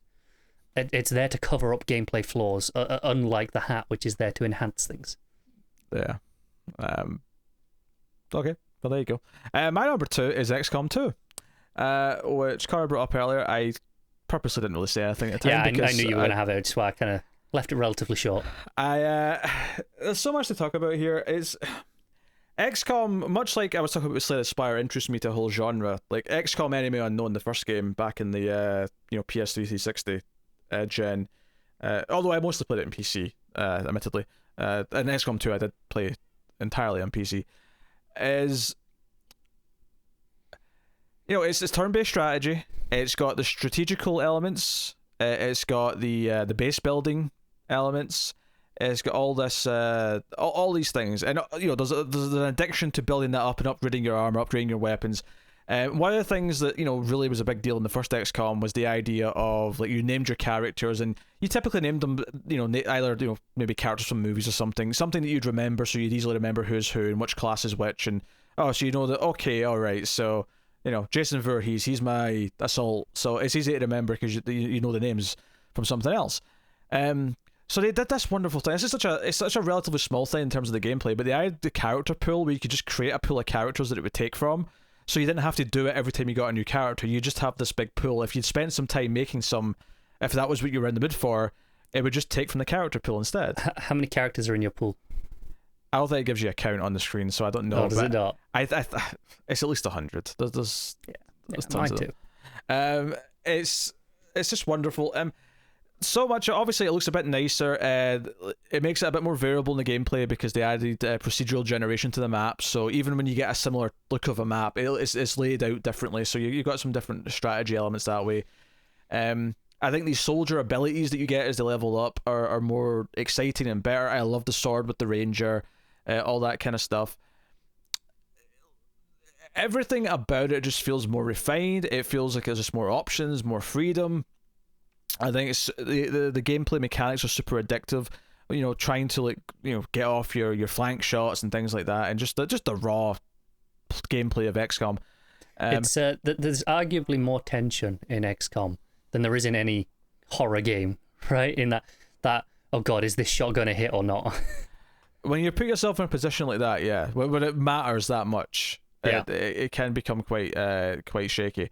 And I, as a game that I bought at launch, I was so super excited for it when it came out, and beat it. I think it took me like 40 to 50 hours, something in that range, to beat it the first time. And I will say it is endlessly replayable. The expansion did that even more so. War of the Chosen, which I didn't get actually when that first came out. For whatever reason, I just wasn't in the mood when it released. It was maybe like 6 months or something like that later that I grabbed it, and it just adds so much more stuff into the game. I've not really delved into War of the Chosen, which, I mean, maybe if I did, it would have been higher on my list. It makes it a bit harder. It's definitely something where when people are asking me should they try XCOM 2, I always tell them to play it vanilla first. Don't go straight into the expansion. I said the same with the previous game. Yeah, because I think the extra mechanics they add in would probably be far too overwhelming if you didn't already have all the base mechanics just learned and ingrained into your brain. Because you have these chosen 3 sort of boss enemies that will pop up from time to time until you can eventually track them down and kill them properly. And that's sort of baked on top of the actual raw game. There's new enemies and stuff like that. The way it updated some of the enemies from the first game were really cool. Some are very similar with new abilities, some are very different, and they added some new stuff as well. Sort of stuff like the what do you call it? The Andromedon, which is like a alien in an acid robotic like deep sea diving suit almost, and it has 2 phases where once you kill the alien, the robot suit will take over and it'll still function on its own, so you have to sort of kill the second phase of it. That's pretty cool. There's that anticipation of what's a sectopod going to look like this time, because they're going to have them, because they were the toughest enemies in the first game, so you're expecting it again this time, and sure enough you eventually get to one and it is absolutely gargantuan, and they're a lot more Ed 209 in the second game, I think. So I all of that stuff is great, but ultimately it's super addictive. I have put so many hours into XCOM 2. It's something that every so often I just, I'm in the mood to have another XCOM 2 run.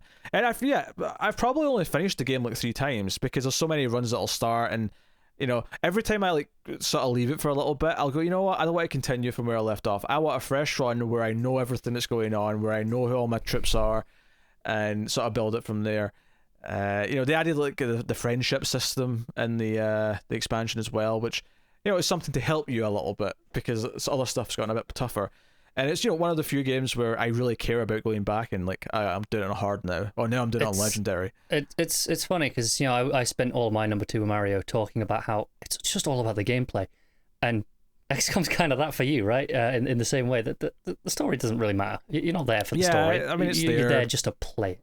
Yeah, it is. I mean, it's there, and I appreciate that it's there, but it's more about the mechanics. It's more about all these gameplay things. But there is kind of a story personally. I think you getting attached to your troops, and you sort of... you definitely get to this point where you're I don't want this person to die because I care about this person, and you get worried about them, and you build your own internal story for sure. Yeah, it's not even something you think about. You just kind of do it as you get attached to more people. One of the things that the expansion added was fatigue, where you can't have the same squad go out constantly, or their stats will take a hit unless you let them rest for a bit. So you're sort of forced to have squads to swap out. Honestly, that feels more like it's them forcing you to actually be safe, because one of the worst things you can do in an XCOM game is only have one squad of 6 and never have anyone else to fill in, because if you do end up losing half your troops and you have to swap in people, if you've got no one else leveled up, you're completely... It almost feels like it is... Like I say, they added that friendship mechanic to kind of offset some of the difficulty things they'd added. Yeah. This almost feels like encouragement to make sure you're playing it correctly. Yeah. So all that stuff in there is really good, and they added the 3 sort of friendly races, alien races, who, well, they're not all aliens to be fair, but they are all aliens. But they also sort of come with the unique classes. So you have a different type of melee unit, you have a different type of sniper unit from these classes, and they really help things out. And it really is a game where you have to learn to use all the mechanics at your disposal. And don't get me wrong, I am guilty of never picking certain level up options. I always go with the other one, because I'm used to playing it that way, and I like that mechanic. That style works for how you want to play it. But there's a lot of variation there if you do want to shake things up. If you do play it in PC, the modding is insane. It's absolutely ridiculous how many options you can play Long War if you want, which makes it absurdly longer and really weirdly complicated and really difficult, because I tried it, and once you get to about the 14th or 15th mission, the missions get so goddamn hard. And you're not exactly a bad player. No, I've at least I've beaten XCOM 2 at least on hard. I don't know if I've done it in Legendary yet, but on the hard difficulty I've definitely done it. So because I think when I did War of the Chosen, I went straight to hard on that. I just said, you know what, I'm going to do this on hard. I'm going straight to hard to make it a bit tougher. And it's fun. It's fun. But no, I find it incredibly addictive. It's funny actually because I would say that in some ways you could say this is kind of roguelike in a way. I mean, it's got the procedural generation. I don't think it really fits into the genre, truly. It's much longer, obviously, but you do kind of like, most people will start more runs of it. You don't do as many as a roguelike, obviously, but... Yeah, I think that's where it falls down. I think a traditional roguelike, you can play a run within, I don't know, an hour and a half tops. Yeah, I'm not saying it is a roguelike, but I'm saying there's definitely some overlap in some of the mechanics overall. But it's got that kind of, I want to keep coming back and try to do better. I want to do another run. I want to do better than last time. I want to have all these squad members, like, you know, fully leveled up and all that. XCOM 3, whenever it hits, it will be, you know, like, if I've not bothered upgrading my graphics card before then, XCOM 3 will be like, you know what, no, I need to make sure XCOM 3 will run like a dream. I can't not have XCOM 3 running amazingly. XCOM 2 isn't overly demanding. It's, you know... No. It's alright. You know, most people now with a half-decent computer in the last few years should be able to run it fine. I mean, it's not the best running game in terms of frame rate. It always stutters during the cutscene as you're landing on the map, but it does that in everything. I still played fine on my old 760. So, I mean, and that was a bit old when the game came out. And, you know, my 1060 just now kind of is more than fine at 1440. But it's one of those things where, like, even if I moved most of my games to console, if I wanted to ignore PC, for whatever reason, like, making sure I could play new XCOM style games, it would be why the PC would need to still function. Yeah, it's worth noting, like, they do port XCOM to the consoles, and it does play pretty well with the controller. It does better than it has any right to, honestly. It does. It functions really well on the console. It's definitely their second, like, platform note, just in the sense that there was there was a reasonably nice free update last year to XCOM 2. If you had War of the Chosen as well, and it never came to consoles. They just did it in PC. They just never bothered. Really? Yeah, because I think I have the base game on PS4. I think they gave it away in PS Plus at some point, so it's just sitting in my account. Because I've never touched it. They added 2 alternate soundtracks. They added the XCOM Enemy Within soundtrack, so if you wanted to hear the music from that playing throughout the game, you could. And they added like a cover of the original 1990s XCOM, which is amazing. Like, every time I've played it in PC since that came out, I switched to that soundtrack. It is wonderful. Oh, really? Yes. I'll have to check that out. Bop in my head constantly during some of the battle themes in that. Now, XCOM 2 is full of just addictive elements, but not in a mean way, not in like a microtransaction way. And I think something you'll notice if you look through all the games that I play is that none of them really have like microtransactions in any way. So, some of them have DLC or expansions, and that's kind of it. Yeah, I'm looking at mine. I can't remember if Dragon Age maybe had some. I don't actually remember. If it did, I definitely never touched it. I never felt a need to touch it for microtransactions. Now, the reason why I bring this up is because when we're talking about games going up in price, and when you see this conversation online and people say, yeah, but the price going up doesn't mean that they're going to take away all these other monetization options. None of the games I play have these options. I typically don't play those games that have those things. So, I mean, I play a lot of them. They just tend to not make it into my top 10 lists, right? I mean... that might not be an accident. No, I agree. Don't get me wrong, there are a couple just below. I mean, there's 1 or 2 on my extended list that I think do have it. Unless I Dragon Age might. I'm not confident in saying that doesn't, but it's definitely the only one that even possibly has microtransactions. Actually, on that list. Have you heard people talking about Genshin Impact recently? Because I was intrigued by the concept of this, and it has obviously these monetization things where you have to roll for characters and stuff, and you can pay for that, and that's how they make their money. But what intrigued me about people talking about that, I don't know if it necessarily appeals to me, but people were talking about how it legitimately feels like a big budget single player RPG that just happens to be free because it has all this other monetization instead. And I think that's interesting that instead of charging for it up front, they're just saying, hey, you can do it this way. And because some people were saying that you have to play for like 50 hours before you even think you have to spend any money on a new character. Fine. And honestly, while I don't really like most mobile games, and I bring that up because that's kind of where this culture has come from. Yeah, it's where the system comes from. I don't begrudge any mobile game having microtransactions. That's the economy. That's the price you pay for it being free. And if they want to release a AAA style game for free and load it with microtransactions and loot boxes, go ahead. I'm not going to say I'm going to enjoy it. I'm not going to say I'm maybe even going to play it. I might do because it's free. I might check it out. But if you're free, you have the right to add a different monetization option like that. But, it is worth mentioning that neither of our top 10s really have those things in it. I mean, I look at what I've had so far. Alien had one DLC that was a single-player story content, which is... I don't have a problem with that.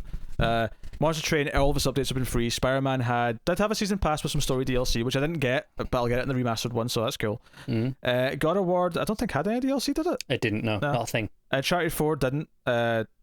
If before anyone gets snarky and says Lost Legacy was a standalone game that was quite meaty for what it was. I've not played it yet, but it's like a good 10 hours or something like that, and it's like standalone purchase. That is not DLC. Slay the Spire, all the updates have been free. Witcher did have expansions, but they were quite meaty, and for everything reasonably I've heard priced as well. Yeah, everything I've heard about the length of those expansions says that they're, it's basically, they could have called it Witcher 4 if they really wanted to. And then Last of Us Part 2 had no DLC as of yet. XCOM 2 had one big meaty expansion, but it added so much to the game that I really buy DLC. I mentioned as I was going through there that I never bought the Spider-Man DLC. I'm not someone who typically shells out for these little DLC bites. I generally don't either. I tend to, once I put, because as a rule, DLC comes out later. In terms of this style of DLC anyway. Not talking about the day one stuff. Most DLC comes out later. And by the time I've finished a game, I don't want to go back just for some DLC usually. There are rare exceptions, but it's always nice to have it for a replay. But I mean, my game's the same. Yakuza Zero, nothing. Fire Emblem did have a DLC kind of expansion with extra like missions and content and characters and stuff. So there was stuff there. Dragon Age had a couple. I think what I like about the XCOM 2 expansion is that it completely requires a new playthrough. It's like, no, your next playthrough is going to have all this extra stuff and make it feel like almost a brand new game. And I like that a lot more than here's a 2-hour little story chunk that feels like it might be important to come the sequel because it's going to be in continuity, but it's kind of this weird little separate thing, and I don't know. I'm just looking at my list. Like Dragon Age had I think 2 expansions, but again proper like DLC, missions and stuff. It wasn't just like little things. They were reasonably sized. Doom Eternal actually just released its first expansion this past week. And that's a really interesting one because it is like Lost Legacy. It's releasing as a standalone thing, and this is I can't remember the name of it, but it's part 1 is this expansion, and there's going to be a second part. I think sometime early next year, and apparently this first part is roughly half the length of the main game. So when you include both parts, it'll be half the price of the main game, but almost the full length of another game. So that is a pretty sizable expansion that I don't think anyone would really complain at. And then Breath of the Wild and Mario. Breath of the Wild had some DLC that added a few bits, but nothing major. Well, let's get on to your number ones then, because we're actually running a little bit late here. So you give your number one. Yeah, my number one is the most recent game on this list by at least by one metric, and that is Hades. Technically, this was in early access and was available for like 2 years, but it wasn't finished and it wasn't fully released, so it doesn't count. This is, we've talked a lot about roguelikes on this list, and I've professed my love for them. This might be the ultimate roguelike in that it blends in story in a way that I didn't think was even possible in a roguelike. The concept is you play as the son of Hades, and you're trying to escape hell. You're trying to get out of Hades and get up to the surface. And each time you die, because you're the son of a god, so you're a god as well. You don't die; you just kind of reset back at the start. And this is where it differs from a lot of roguelikes. You don't just immediately jump into the next run. You don't just click start and it boots you up at the first bit. There's a cast of characters in the halls. There's a wonderful cast of characters, all fully voiced, which are great acting across the board on all of these. And they have these interpersonal relationships with each other, and then with you, and they develop as the story goes on. Each time you do a run, they'll make comments, snarky comments at first about how, died again, did you? But over time they'll be like, you're doing better, you'll get there. You can give them little gifts that you find through certain runs that'll increase, they'll give you gifts in return. It'll increase dialogue options, and then there's customization options for this area, like you can pay to upgrade, the balcony, put a fountain in, clean up the dog toys, because Cerberus, the three-headed dog's just kind of chilling around, and yes, you can pet the dog. Things like that just set it apart from any other roguelike, where it has this, I don't know, I probably spend 10 or 15 minutes in this area between every run, just talking to everyone possible. And that's something pretty unique. And then, of course, you have the roguelike, the actual gameplay. You have like 6 different weapons. All of them feel unique. All of them have 3 different forms that you can unlock, and each form feels unique as well. So, you again, quite a variety of styles of runs that you can have. It's so fascinating the way that it wants you to beat the game. Because it's not like some roguelikes where the traditional hardcore ones where you reset everything every run and you start purely from scratch. This does have upgrades that carry across, where you unlock things, you make it easier as you go, and you get better as well. You learn the patterns, but it does physically get easier as it goes. And if you want, there's a god mode where every time you fail, you basically take less damage the next run, and so on and so on and so on. And there's an in-story reason, because you're a god, so it works. And if you want the easy mode, that works. But it's not just going to make it easy enough that you can just beat it in one run. You still have to do a lot of runs, and that's kind of the point. It's this, and it's baked into the story, is this frustration about this constantly trying and learning more each attempt, and not just you as a player learning more about the combat and the way it works, but the characters learning more, getting to the end, finding out the revelations, and then going, shit, it wasn't that all along. Got to do it again and get more answers. You've got to do this, and it's just, you don't even hit the credits till after you've beat it 10 times. And I didn't beat it once until after about 25 runs, I think it was. Hey, so there's you don't you'll get to the credits in Monster Train until you've beat it 25 times. So yeah, no, that's true.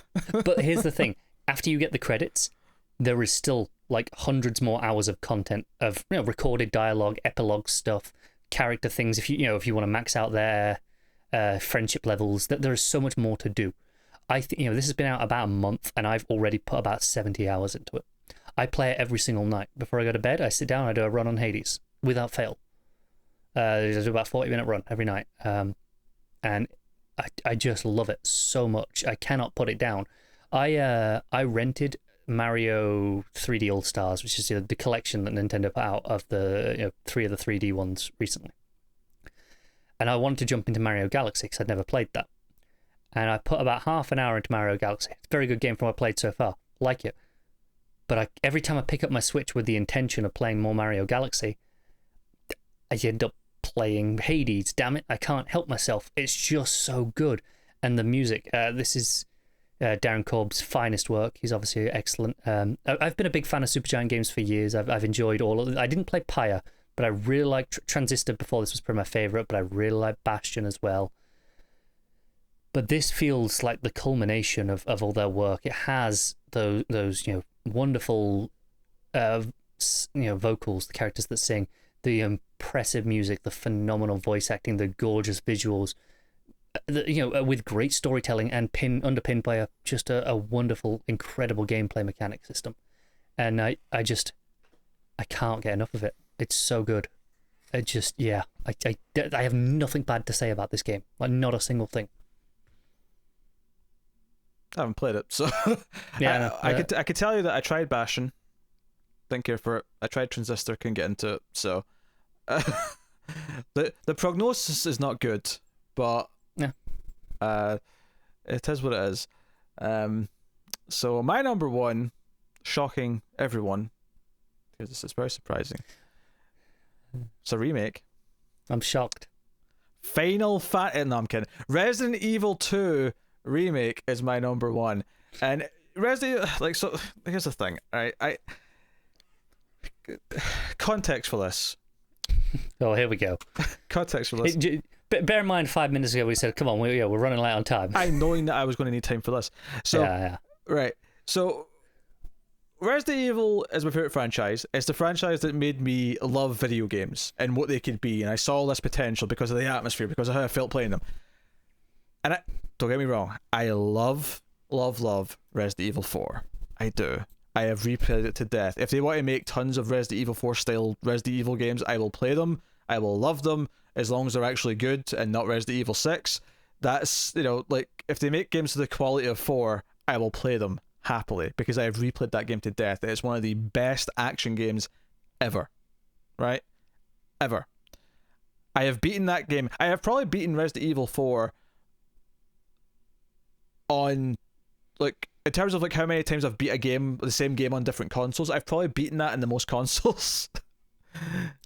How many have you done?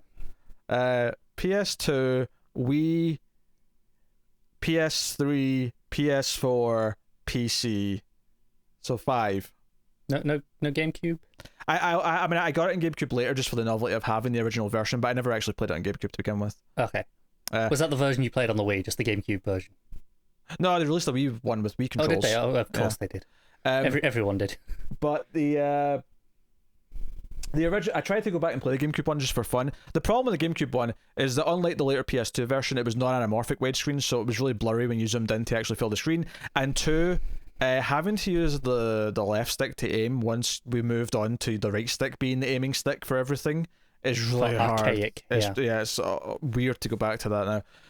But admittedly, I think the PS2 used the left stick as well for that version. But that was before I'd gotten used to like other games on, modern consoles afterwards. But anyway,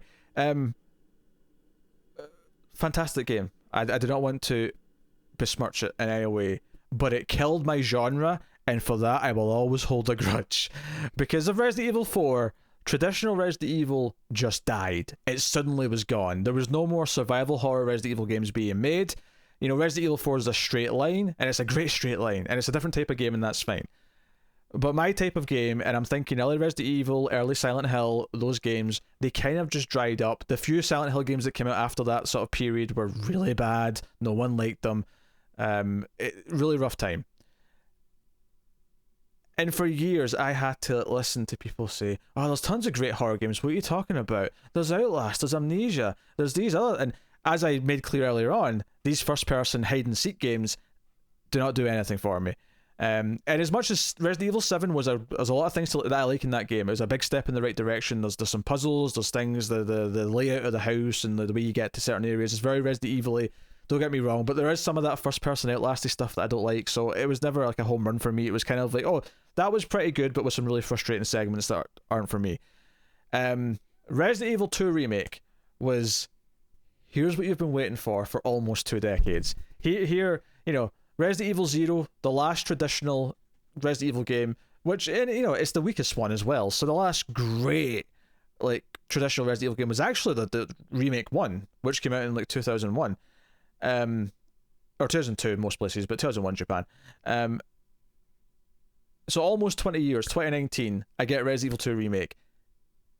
And it's basically perfect. It's like everything that was missing from every Resident Evil game from the past 2 decades all of a sudden was there. It was all puzzle focused, it was Metroidvania style survival horror, it was embracing the cheesy past whilst also improving it and actually giving it good voice acting and dialogue. It was everything. I replayed that game because Resident Evil games that are good and they're supposed to be relatively short, it takes about 8 hours or so your first time through when you're sort of finding things and figuring things out. And then after that, you typically can replay it in half that time or less once you really get to know it. I mean, I think at my most practiced, I could get through Resident Evil 2 Remake in, I think, almost 2 hours. Was maybe my best time. So, you can streamline it and you can main path it and you can, figure out the best way of doing it. And that's part of the fun of replaying it in the higher difficulties and try to speedrun it and whatever else. Resident Evil 2...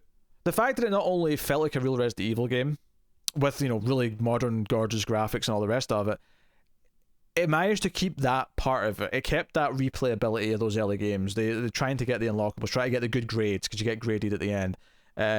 All those elements, it kept the idea of the swapping characters, where you play scenario A with one character, and then you unlock the B version with the other character. In fact, if there's a complaint about the game, is that maybe the B version is not different enough compared to how the original game kind of changed it up a lot more in the second scenario, but it still didn't change the fact that first playthrough of both scenarios were super exciting, because the second playthrough is inherently harder. It gives you a lot of other things. It throws tougher enemies at you earlier. it surprises you because you're expecting one thing in a certain location and something else will jump out and blah blah blah. So I'll stop here. I could go on forever. In fact, me and Tim, I think, talked about it for like 90 minutes when it, soon after it came out, we did a big discussion. But Resident Evil 2 was like, it was not only like my type of game coming back, it was a perfect example of it, and there was nothing else. Like, even games that have expanded on what video games can be. I talked about the atmosphere in Resident Evil being one of the things that sort of made me go, oh, I think I kind of love what gaming can be. Things have improved upon that. Like, I was talking about Last of Us Part 2. Like Naughty Dog's like storytelling in the Last of Us games is like so far ahead of anything Resident Evil's ever done. Resident Evil's a cheesy B movie in comparison, even at its best, and that's okay. That's what it is. But there was nothing. Not Last of Us 2, not XCOM 2, 10 out of 10s for me. Nothing was going to touch this game if it nailed it, and it did. And the great thing is, well, it's not that great, I wish it wasn't, but the great thing is I can easily compare it to Resident Evil 3 remake and say, this is how you give me a good game, but fundamentally fails at being a remake of the original. And I still have original Resident Evil 2. I'll still want to play that as well, because they are different, and I will want to go back and play the classics. But Resident Evil 3, like I vastly prefer the original game. But that's another debate and thing to get into at some point. But yes, that's my number one, Resident Evil 2 remake. It's great. I've nothing to say on this because I've not played it. The King's honestly, back, baby. Horror games are not really my thing, and not for lack of trying. I want to like a lot of them. I always tend to play like 3 or 4 hours and then I trail off and just kind of get bored. Every time I've tried one, even no matter what. It's a shame because I do want to like some of them. The King is back, baby. The King is back. Now, if the rumor about Sony doing a Silent Hill game somehow pans out, and there's enough smoke that there could be fire, then maybe we can bring that back to its glory. I hope they do for people who do want. I mean, I probably won't play it, but I hope it exists for people who do want to play it. It'd be a huge deal. It's one of the things where, for some reason, horror was just kind of, outside of a couple of indie first-person games, horror was just gone for a while. And then all of a sudden, they realised, oh wait, people actually do want this. We should keep making these. Yeah. And they've all done well. 7 and both remakes sold well. I think part of it is they can. I'm going to say get away with here, and I don't think that's quite fair, but they can get away with making the games shorter. A AAA game shorter as a horror game, as opposed to some of the other ones, which means it inherently lowers its budget. And when I say get away, being shorter is usually a good thing in this because horror is very easy to overstay its welcome. Hey, a lot of games are far too bloated. This expectation that new big games should always be at least 30 hours. Like some games shouldn't be. They just shouldn't be. I'm with you here, and I'm not disappointed that, but I think horror especially can overstay its welcome, and so a nice shorter game can benefit, and that inherently keeps the budget down, which means that even when they're selling it at the same price as all the other games, it's more profitable. So I think that's kind of once they realised that, that's kind of when it came back. Yeah, I will take a highly crafted open level design, because it's not open world, but it's open level design, and that you've got this big building, the police station, that then extends to other places eventually, but and you're sort of learning the map and you're going back and forth. The Metroidvania side of it, where there's the areas you can't get into yet, but you need a key for that door and you'll find it over there, blah blah.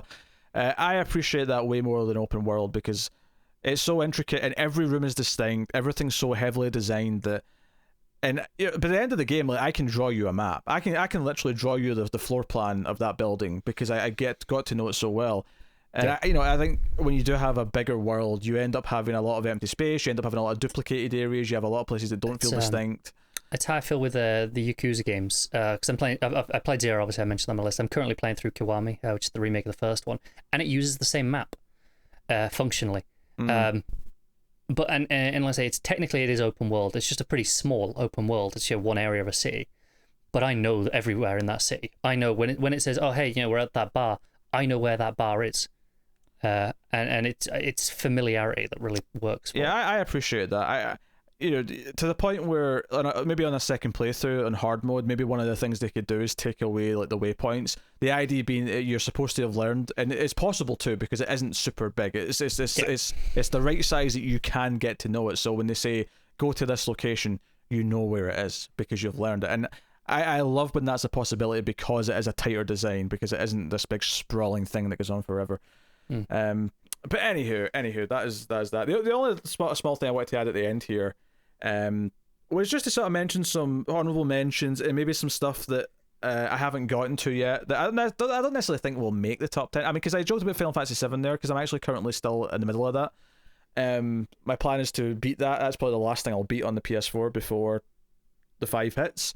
I don't know if it would quite make it, but I don't think it's impossible that I'd want to put it in at the number 10 slot if I like the rest of it. For me, it's at number 12. And I probably like that game more than you, but I mean, that's pretty tight still. The one that I said that almost made it instead of Monster Train was Tetris Effect, because I love Tetris Effect. Oh, yeah, okay. And similar style in terms of what it is functionally on the list. Yeah. And I went with Monster Train just because there's a lot more complexity to it, but Tetris Effect is a very good version of Tetris. It's really pretty, the music's great. I put a lot of time into Tetris Effect. Another one that kind of just almost made it was Child of Light, which is side-scrolling, turn-based kind of story RPG that Ubisoft did. And I don't like Ubisoft games, but this is not it's a Ubisoft game and that they published it, but it's not an Ubisoft game. No, I know what you mean. It's part of their indie branch almost. Yeah, I mean, I really did enjoy the Evil Within games, but I actually still haven't quite beaten 2, and I want to sort of play it from the start again, and I'm probably going to do that on PS5. So I didn't finish it, so I didn't feel like I could put it in, even though, Evil Within 1 I enjoyed, but it was quite janky, and I love my time with it, and it's one that I will go back to and replay at some point, but it's not quite good enough. Whereas 2 is a lot more refined, it's a lot smoother. It has a lot more sort of nice, like there's some open levels, like chapters in it where you've got like a little town you can wander around. And it's not too big, kind of what we were talking about before, where it's just big enough for some exploration, but not big enough that it just feels like, there's just too much, I can't be bothered. Yeah. So that's good. I'm just sort of rounding these off quickly. Bloodborne, I've not finished yet, but I really want to. And obviously the Demon Souls hype's kind of, got me wanting to. I'll do it with the better loading times and hopefully a better frame rate if they patch it. Oh, please. So, that might make me try it again. That'd be lovely. Just to rhyme off a couple of things here, I enjoyed Frostpunk a lot. I obviously enjoyed Resident Evil 3, even though it wasn't as good as a remake. I enjoyed Ratchet and Clank, and I will say, while I enjoyed the new Tomb Raider games, I didn't think either of them were as good as the first one. What was really frustrating in the third one for me is that I loved the new stealth mechanic with the mud, where you could sort of like mud up and like hide in the branches and stuff. I felt like I was in Predator whenever. I felt like I was Arnold at the end of Predator, like sneaking after guys. The problem is that there was so many sections where it would go a long time without any stealth or combat, doing like story stuff that I just didn't care about as much. So it was really imbalanced. But I never played the third one. I liked the second one, but I don't think it was as good a game as the first. The first one was just the best pace because they tried to add too many open areas and stuff, they did, side quests and whatnot. Just some of the stuff you mentioned, Frostpunk there. I haven't actually played it yet, but Paige started playing it the other day because it's on Game Pass, and she's fallen down that's actually the only game I've beaten on Game Pass. Oh, really? That's the only thing I've played. She literally just started like 2 days ago and is getting very frustrated at it, but it does look appealing.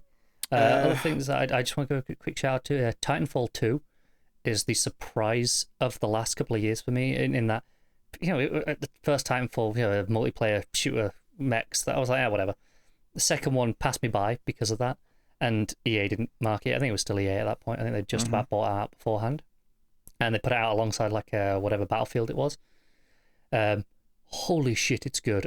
If it wasn't for Doom, it would be the best FPS this generation. It is so good. A tight 6 or 8 hour story. One level in particular with the time mechanic is spectacular. But it's surprisingly good. We also got Assassin's Creed Origins. Quick shout out to that. Revamped the franchise.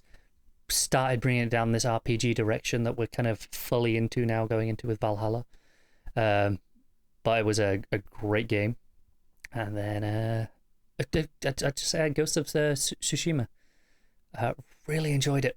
Gorgeous game. I want to replay it with 60 frames, ideally. That would be lovely. I think they said they're going to do that, actually. Did they not? They did. They are. I'm sure so I will play it at some point. Yeah.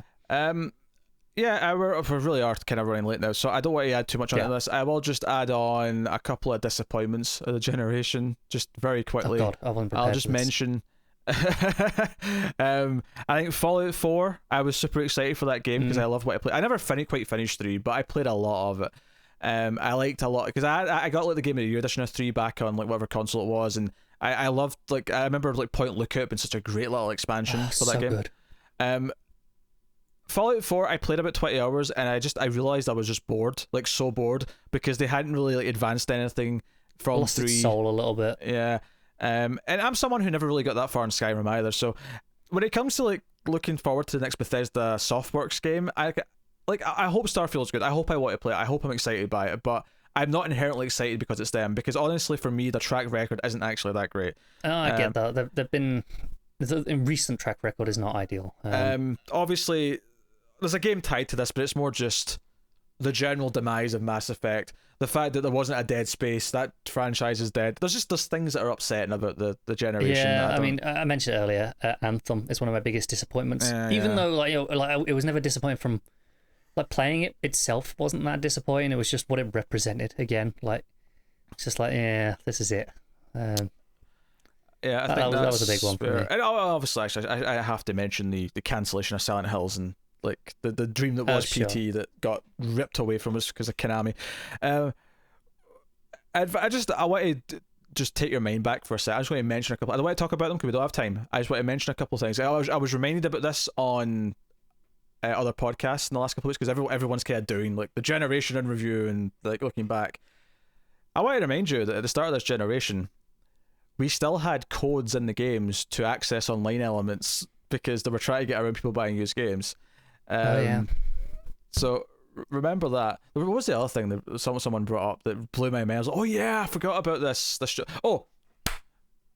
Right, they stopped this at the start of the Xbox One, but I had completely forgotten that before that you had to buy Microsoft points to buy stuff on Xbox Live, and I was like, oh, I forgot about that stupidity.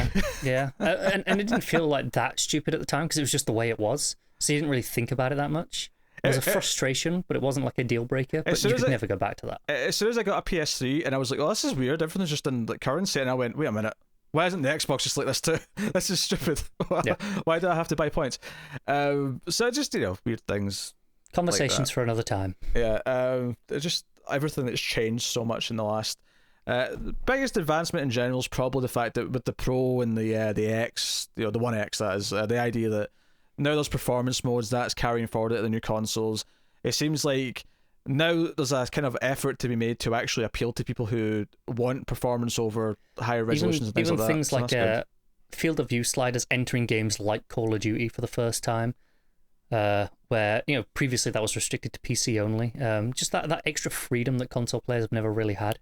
So, but we'll have to wrap this up because I really do have to go and rest my voice before I stream for hours in like 25 minutes time.